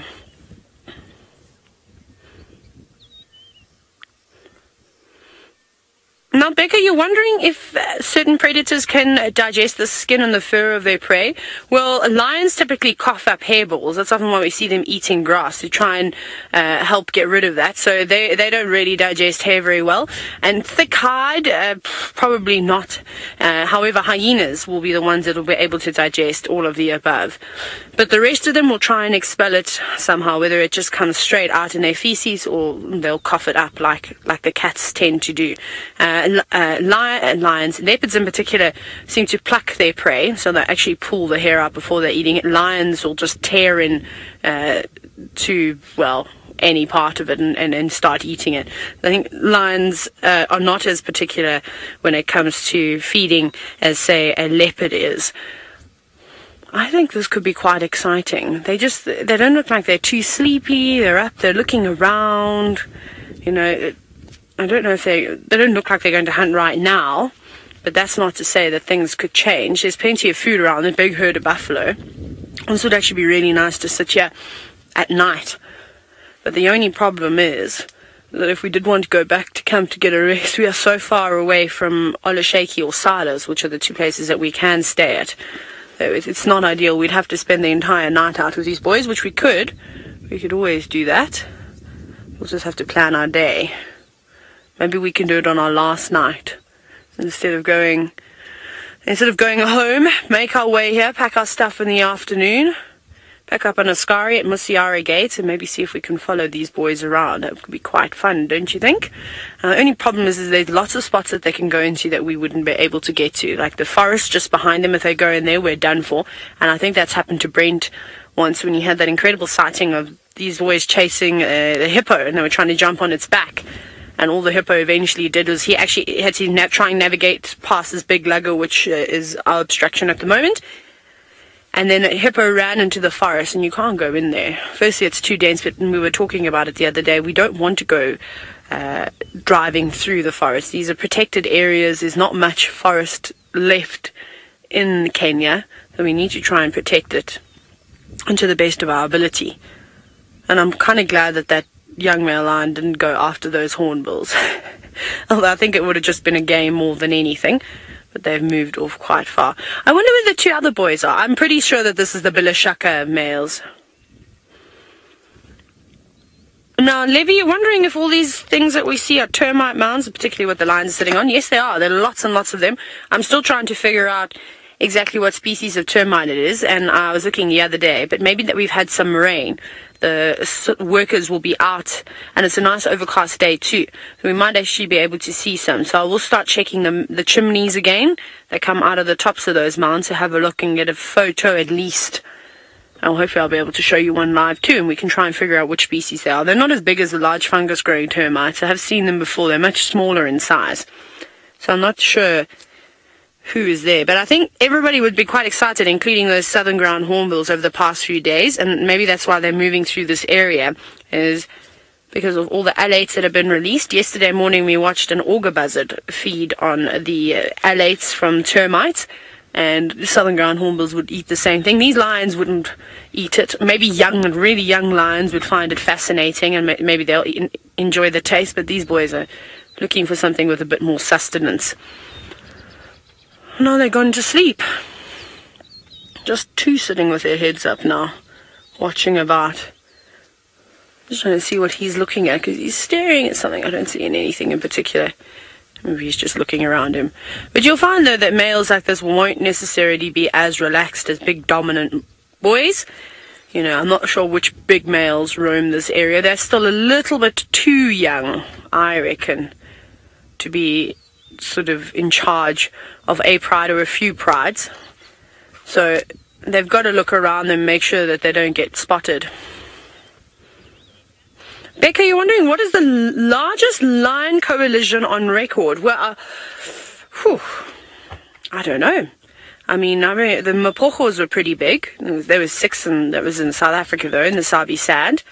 I don't know if they get too much larger than about 6. I think that's pretty massive. I haven't heard of any that were 6. There's some up-and-coming coalitions in sort of the southeastern corner of the Sabi sand that are about 5 young males up and coming, but I'm not actually sure. Maybe someone can pop it into Google and it will bring up a statistic. I suppose I could do it as well, but you'll all be quicker than I am, and I don't have great reception out here. So that could be quite interesting to find out exactly, and whereabouts it would be. I would imagine it would be, I mean, there's actually so many places where you can have massive coalitions. What do you think? Manu, have you ever heard anything about coalitions of more than 6 male lions? Mapojos. Even Manu knows about the Mapojos. But I think 6 is pretty big. I mean, even for these fellas here.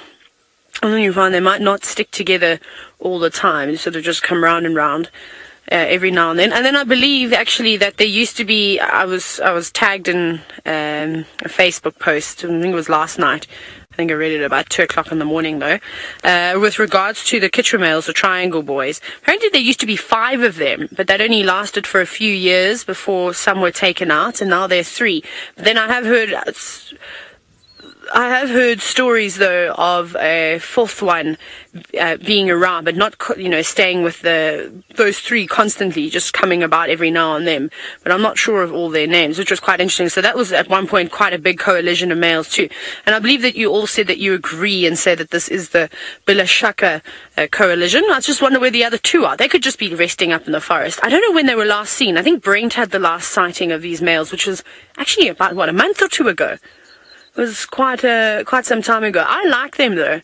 I think this could be a good prospect if we're watching them grow. It could be quite nice.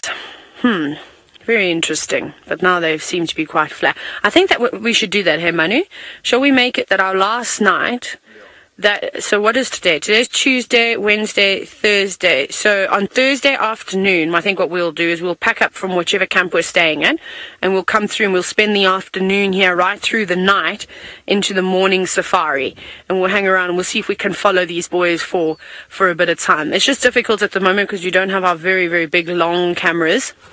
But it could still be quite nice. I haven't spent all night up for some time, and I think that these boys would definitely pull through and give us something exciting, especially because their bellies look like they're starting to empty now. So I reckon even this afternoon or early hours of tomorrow morning, they'll be looking for their next meal. Now, I don't think 6 male lions, when they are together, will be too worried about buffalo. I reckon these fellas, especially if they're taking on hippo every now and then, or at least trying to, would give the buffalo a run for their money. And that's sort of the size animal that they need to take down. Even sub-adult giraffe, fully grown wildebeest and zebra, and then juvenile hippos. They're wasting their time if they're going to catch something like an impala or a Thompson's gazelle, or even a topi to an extent won't be a huge meal. They would eat that entire thing in one evening. So hopefully we can see a buffalo hunt. I haven't seen lions taking on, or successfully taking on, a buffalo for quite some time. I think it would be quite spectacular because these boys are strong. They're not small. Yes, their manes are still developing, but they're definitely quite large in the shoulders. They're fit boys now. They've been at the gym. They are strong, and that would be really, really amazing to see. It's just we've got a couple of obstacles that we'd have to work with, but we could work around them. We could make it. We could get this all together. Right, I think we might move on from these boys just because they look like they're about to fall asleep. Most of them have popped their heads down. We're going to continue along the Mara River and see what else we can find. So I am going to send you back onto Tristan's car all the way in South Africa and see how his morning is going. Well, Taylor, my morning has been frustrating to say the least. I have driven around in circles and not really have very much to show for it. Lots and lots of tracks, but very little in the way of animals. In fact, I think the kudu bull is pretty much all I've seen the entire morning, so it's been a bit tough on that regard. In terms of Shadow and Cub's tracks, they were very fresh and they're going in and out of the same block, so I don't know if she's got a kill there or what the story is, but we had kudu's alarm calling, found the kudus, they were still shouting, drove around that area, no sign of Shadow and Cub that we could find, just the tracks going towards the kudus, and then vanished from there. So she's somewhere around here. It's just a matter of trying to find her and kind of pin her down, which we know with Shadow can sometimes be a little difficult, so we'll have to just keep persevering and keep trying. Other than that, it is incredibly quiet on Djuma. There is very little in the way of even birds this morning. I've been looking around for birds, and of course it's a little difficult for Senzo with this roof and the bird things. What is that in the road in front of us? I don't know, maybe it's just dung, but there looks like something in the road in front. What is that, Sense? Is it just dung on the road straight in front? Yeah, I don't know, maybe I'm wrong. It looks like something kind of just sitting on the road further up on top there, up on top, and it is just a pile of dung. It was just very odd. It kind of had like a three-dimensional shape to it, so I was wondering if maybe it was something sitting on the road itself before we got closer. Anyway, it's always good to just double check and make sure. And so it's been a bit frustrating in that there's been very little else to kind of follow up on. The birds have been a bit tough, like I was saying with the roof. It's hard to get sort of birds that are up on the tree. Now, Paula, I've just come from the hyena den, unfortunately not active. There was no sign at all. I was there about 10 minutes ago and there really was nothing happening. So little kind of, also interesting enough, no tracks either to work with there. So I don't know if maybe they've moved dens or if there's a different den site now, but most definitely not very many tracks, not huge amounts of things happening at the den site itself. So it's one of those mornings, I guess. It's been like that over the last few days. The mornings have been a little tough, little sort of struggle. I haven't had too much in the mornings, and then the afternoons seem to kind of kick off once it gets a little hotter, and that drives the animals to start moving around a bit, so to try and get water. So it seems to be the pattern over the last few days, which is okay. It's not too much of a problem. I think it's also, you know, this morning it was a bit of a drizzly morning, so maybe things have decided to have a little lie in this morning. Certainly not Shadow and Cub. They were everywhere. They walked all over the place and seemed to be up and down. We even found tracks for them that are after the rain, which we know the rain only stopped when we were on drive already. So she's somewhere there. It's just, like I say, managing just to find exactly where the block that she's gone into off Weirtiller Access Gallagher shortcut is very dense, very thick, and we could drive past her, and if she's lying flat down in the grass, you're not going to be able to see her at all. So we just kind of tried our luck driving around that area, and even now we've been trying, but not much here. So what I want to do is just quickly check on the vulture's nest that is just in front of me and just see if the little vulture chick is doing alright. I know a lot of you have been wondering about our vulture chick and how it's been. I did see it yesterday, was it yesterday or the day before, and it was actually quite high up on a different sort of branch, and so it seems as though it's starting to explore its world. So let's have a look. I can actually see it, the sort of nest itself and the vulture. Let's just have a little squiz. Now I might have to stop a little further away, so I'll have to stop here so that Sens can actually see it. But straight ahead is where the nesting tree is, so this marula tree just in front of us, and there is a nest that is on the top right hand side, and the little chick is, I've been seeing it kind of bouncing around and moving around within this tree itself, so it's most definitely getting a lot more mobile. You can also see there's the top of the wings just on top of the nest itself. It was sitting a lot more upright, it's now just gone down, but it is still in there and is still nest bound for now. The thing is about it is that it's developed quite nicely. So yesterday when I saw it, it's very white, fluffy kind of feathers around its head are all starting to come off now. It's starting to get that almost shaved head look that vultures have, and then it's got really nice big wings now. And so I think its first few flights are not far around the corner. I reckon we'll start seeing this little bird trying to fly around December time, maybe end of December. We'll start to see it actually taking to the sky, but it's definitely hopping now. It's starting to kind of move around the tree, spreading those wings, starting to actually exercise them a little bit and flap them. So it's really good news for our vulture, and is still doing very well. Now there won't be any sign of adults at this time of the day because of the heat. As now the sun has come out, those adults will be up and flying already. Now I believe Steph, who absolutely loves a tree and a bush, has found himself a bush, and I think he's got his head stuck in it, so I'm sure there's something interesting for all of you to have a look at. I almost do have my head stuck in this particular bush, and that's because it's a buffalo thorn, which of course has its another common name or slang name called the hak and steek bossie, which means the hook and poke bush. And it's because it has this quite vicious hooked thorn and a straight thorn, so it hooks your clothes, and then as you try and pull away from the hooked thorn that's poking you, it pokes you with a straight poker. But it's not why I came to this bush. These buffalo thorns are flushing now in the early season, and fresh buffalo thorn leaves make the most delightful snack out here on the bush, or in the bush as I should say. And a very nice morning. Now, they have a variable taste. I like the very fresh buffalo thorn leaves because they're quite sweet in actual fact. As they get a little bit older, you've got to cook them to get sweet. They get a spinachy taste. So raw spinach leaf is what they end up tasting like towards the end of the season. So fresh buffalo thorn leaves, delightful, like a sweet lettucey taste. With a little bit of a bassier note to it, but a very fresh taste, which you can spice up using one of these ants that are crawling around here now. Because I've been picking around in this bush and blowing it, all these ants have decided to vacate the tree. But the Polyrhynchus ant has a very tangy lemon taste when you eat it. And of course, if you were so inclined, you could spice up your salad with some lemon dressing if you wanted, by eating one or two of the ants with your leaf. Now, let me see if I can show you an ant here. There's one crawling around here, just over here. Genre, you may or may not be able to see it on the end of this branch here. There he runs off there. They're covered in a very fine hair, which gives them sort of this matte silver like look, and that's how you diagnose it. One of the more primitive ants out here, and you can absolutely eat them. Not all ants you can eat. Some ants have got the most unbelievably vicious stings, and so you don't really want to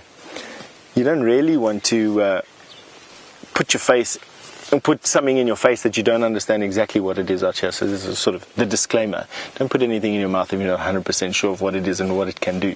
Now, Chris, would you mind just repeating our viewer's name? I didn't quite get it. Rand Ultimate. All right, sorry about that. Like I said, these earpieces in my deaf ears, they don't pick these things up easily. Rand Ultimate, you asked me what other animals eat buffalo thorn trees. Almost every herbivore, let's call it, almost every browser out here will eat a buffalo thorn. It is not just nice for people, it is also incredibly tasty for elephant. Could you browse these trees, you find them walking from buffalo thorn to buffalo thorn. Steenbok will eat it, and of course if a large buffalo thorn gets knocked down by an elephant, it will be fed on by any number of other animals as well. You know, impala will feed on buffalo thorns. Wow, there's a lot of animals that will feed on these buffalo thorns. So a very healthy, good food plant out here. And of course, this one being small and within reach, I can now partake in it for breakfast as well. Let's just take one of these and have a snack. Now, while we've been waiting to show you this buffalo thorn, over my shoulder there's a helicopter making a noise. If you're picking up the ambient noise around, it's flying just lower than the horizon outside of this valley that we've been walking in at the moment. Now, helicopters are used in this particular area for any number of reasons. Getting people from point A to point B very quickly, anti-poaching patrols, to make sure that there's a presence of security forces around to deter poaching, scientific studies that do game counts from helicopters, and of course animal relocations and veterinary services that do from helicopters as well. So it could be any number of reasons why that helicopter's flying around, and so it doesn't necessarily mean anything bad. All right, why don't we send you over to Taylor, who is just driving around in the Mara Game Reserve, and I'm sure has something, at least a landscape, to show you. So what we did discover is, saw a hyena, but very far away, just on the edge of the forest, about to go into it. It was carrying something. I was like, okay, what's going on now? Then we drove a little bit further around and I saw these vultures' heads popping up in the grass. So I think we found the last animal that the Bilashaka boys took down, and it seems to be a young buffalo. And the hyena, there was no hyenas on it. The vultures were just basically cleaning up. It was very difficult to see. It was in such tall grass. Even when we drove up to it, it was hard. So, and it looked quite fresh. So I think they must have eaten that last night. But it wasn't a big meal. I mean, that buffalo must have only been about maybe just over a year old or so. So I think that they would probably hunt again, maybe this evening or tomorrow, or whenever an opportunity arises, I suppose, as well. So, but we'll carry on. I'm actually looking for a road that heads in that direction. I want to hug the forest. I want to go and have a look around there and see what's down that way. Okay, we'll keep going and hopefully we'll find something else that's exciting. Scott, I'm not sure what Scott's got, but let's go across and have a little look. Yes, we have got a surprise for you, hopefully. It is in that bush. It's gone a bit lower down now. It's somewhere in there. Straight in the center of your shot, just behind some bushes. There we go. You can just see something's head flitching about in the tree there. And this is an incredibly beautiful bird that you have been lucky enough to see with Jamie on one occasion. Come out. Yes, a little bit further. This is a Russ's Turaco. They are awesome, awesome birds. There's a strong chance that this one's not alone. They often fly in small family flocks. Come on. Come into a spot where we can see you. Now, often with Turacos, what they do is they'll jump right up to the top of the tree before they fly to their next tree. It's kind of their standard procedure. They land often in the bottom of a tree and then hop all the way up to the top branches of the canopy before flying off. And I'm hoping it's going to do the same thing now. Because if it does, then we will get spoilt and see its beautiful bright red wings as it flies.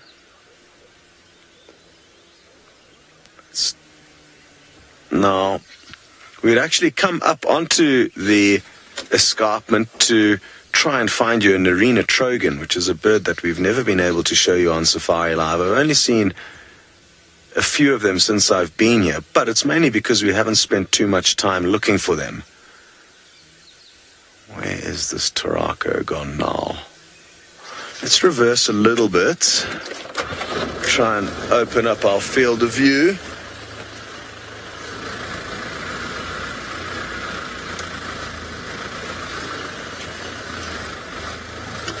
There we go.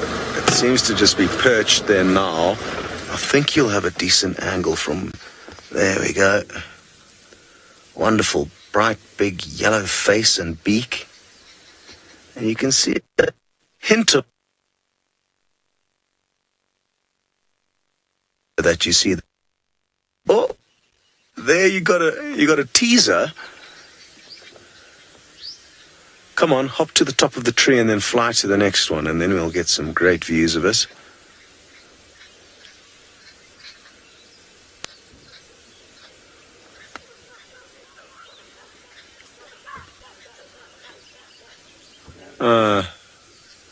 It's just landed, and it's landed with the rest of its flock. There's others in the next tree that it's landed in, so this is looking promising. Let's creep forward a bit. Sorry, the signal is a bit scratchy here, but bear with us. Let's go forward a bit more. I think we'll get the best views if we go forward a little bit more. And I'm hoping now that it has reunited with the rest of the flock, they may actually fly to another tree.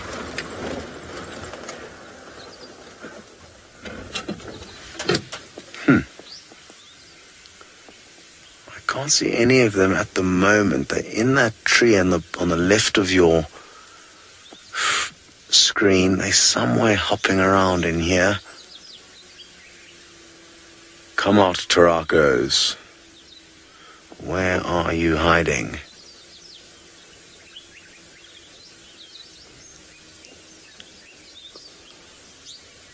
Now, a few days ago, also up in this general area, we were lucky enough to see an African blue flycatcher. It was my first, and I think the first one that any of us have managed to get on screen for you. And it's providing us with a lot of interesting birds, the valleys and thick forested vegetation of this area. Our water for showering and everything comes from that little dam you got a glimpse of there. It gets pumped up and filtered. So that's where we get all of our water from. Even our drinking water gets filtered eventually.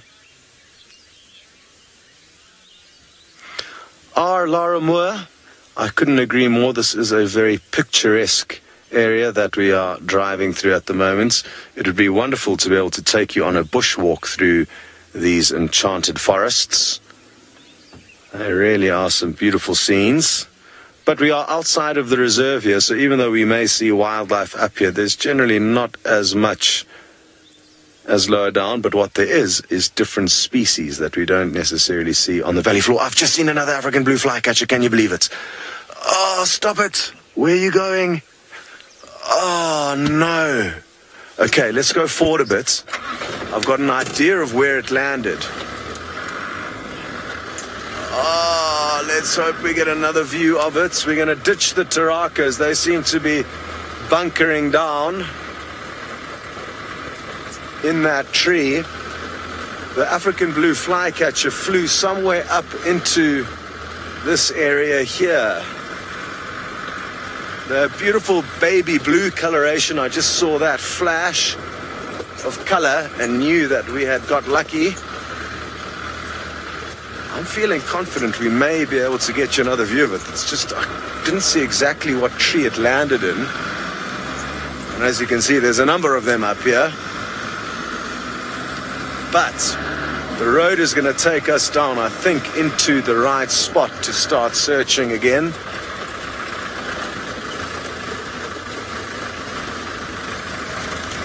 We'll let this guy go first.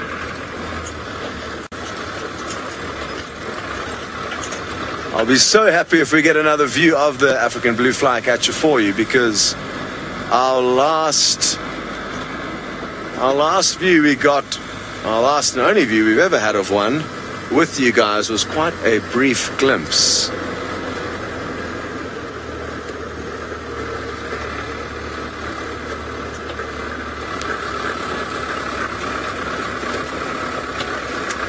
Oof, I just saw something fly off, but it wasn't the blue flycatcher. So it came and landed somewhere up here. So we're just going to have to be a little bit patient and hope that we see it flitzing about between the branches.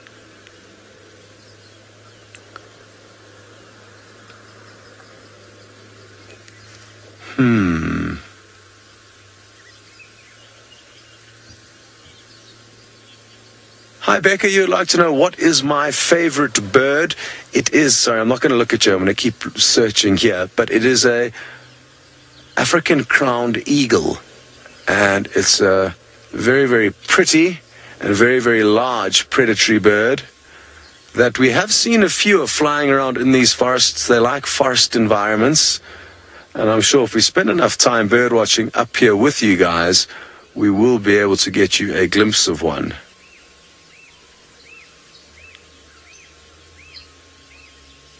Come on, flycatcher. Where are you?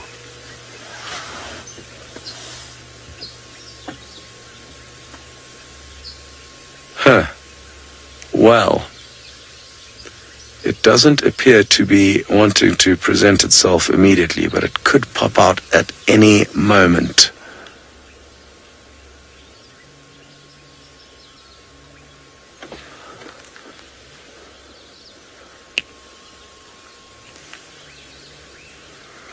Now, it's not to say that we couldn't see a Narina trogon in any of these trees here, but they're quite secretive birds. And the only ones I've seen are kind of further up in a more densely wooded area.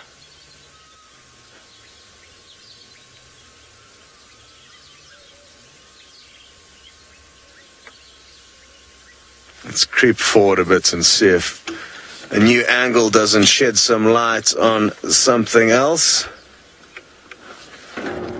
I don't want to send you off just yet, because if we do get a glimpse of it, it may be so quick that it may disappear.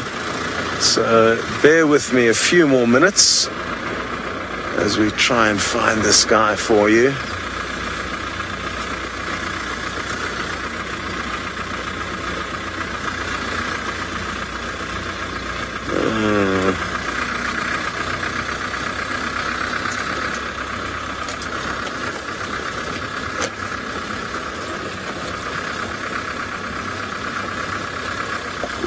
I think this view we're going to get here is possibly going to be the game changer for us. Just want to perch the car up at a bit of an upward angle so that the roof doesn't get in the way. And I'm going to have a quick scan in these bushes and see if I can't get a flash of blue. Oof. There are just so many hiding places here for it.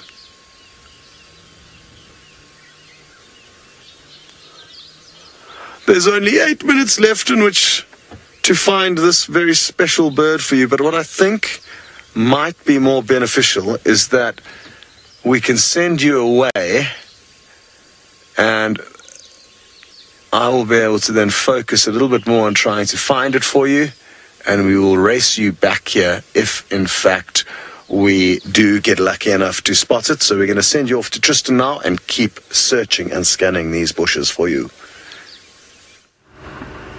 Well, we are searching and scanning, but we're not seemingly doing a very good job at it because we haven't found very much. But I wish Scotty all the best of luck. It sounds amazing, and I'm jealous that he's getting to see all of these amazing birds. Hopefully he'll get that Narina trogon at some point, because that's a very special bird to see, and it's not one that I don't think we've ever put on camera before. We do get them here in South Africa, but very, very, very, very, very, very, very seldom. So it's one of those kind of enigma birds in this area that all the guides always want to see it, and it's actually, if you really spend a lot of time looking for it, you can. It's just they're incredibly difficult to actually spot. They're birds that tend to blend into the environment very, very well. Even though they're bright colors and they've got these greens and these reds and all of that, they tend to be birds that actually do blend quite well. Right, now I've decided that, well, I'm going to start heading home and start heading towards Gowrie Dam. Hopefully there'll be something there.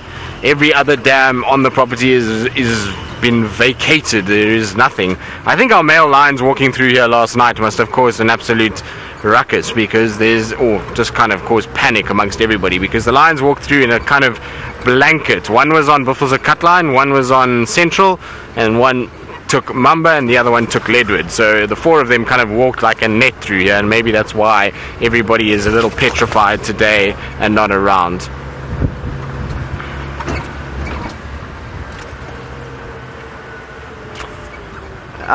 Consulting detective? No, not yet. No foam nest tree frogs nests that I've seen. I thought I had one the other day at Chitwa Dam, but it was just a feather. So no, there's no foam nest tree frogs just yet. I still think we haven't had enough rain. At the end of the day, we did get that nice sort of downpour, and a lot of the little mud wallows filled up, and there was a little bit of rain in them.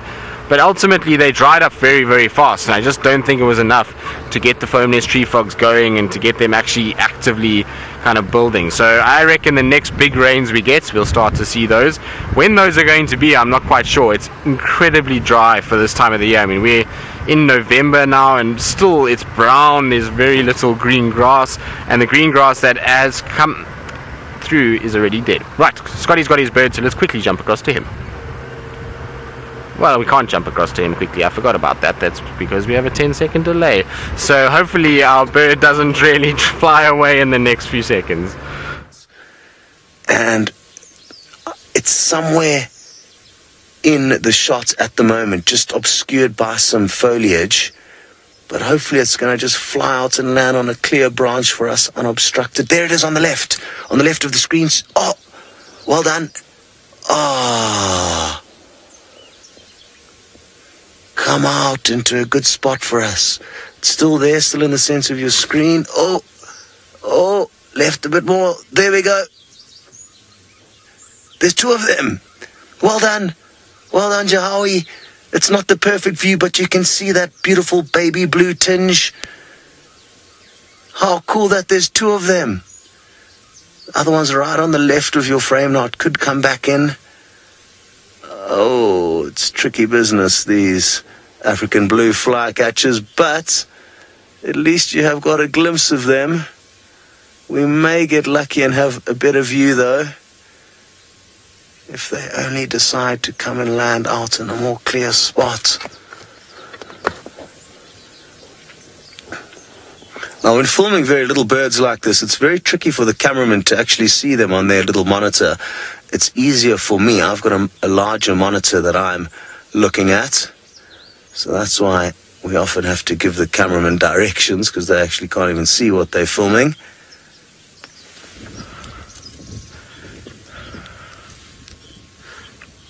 Hello, Tristate. You've just mentioned how tiny they are. And yes, they are very small birds. Not hugely different in size to their cousins, the African paradise flycatchers. But they are quite a small bird. It can be a little bit deceiving. Obviously just getting a brief glimpse of them. And well done to Vicky, who's now reached her 70th bird on her bird list. And what a bird to rack up your 70th with. This is the second time I've ever seen them in my whole entire life. And I'm very, very happy that you guys have got a brief glimpse of them.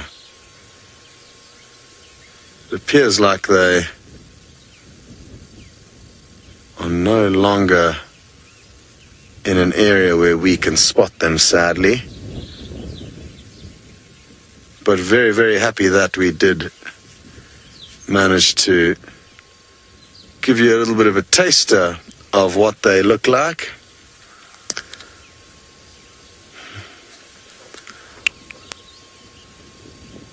I'm just going to scan around and see if they haven't moved off into a completely kind of different area of bush that we're not actually focusing on now.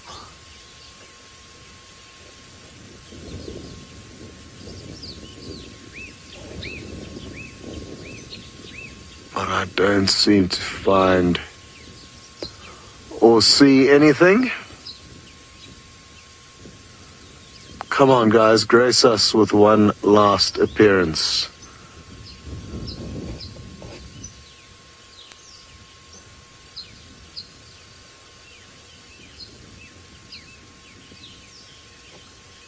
It's hard to believe that there was a nest right outside the staff canteen, the Angama staff canteen, where some of our crew used to spend some time getting their meals. And wouldn't it be wonderful if we managed to find another nest where we could get some definite close-up visuals of them. It seems like the pair that did occupy that nest have abandoned it. Not sure why. I think Brent said they may have actually been trying to compete with... I think it's landed right here now. I think. I just don't want to move this. Yeah, it's somewhere, I think, in this tree. Maybe it was another kind of bird. Maybe it was that. But I did see a bird with a longer tail. And the paradise flycatchers do have a slightly longer tail. Oh well. It seems like the clock is against us. And unless it pops out now, I'm going to say goodbye and a big thanks to everyone who contributed to the safari. And we will see you all this afternoon. Toodles.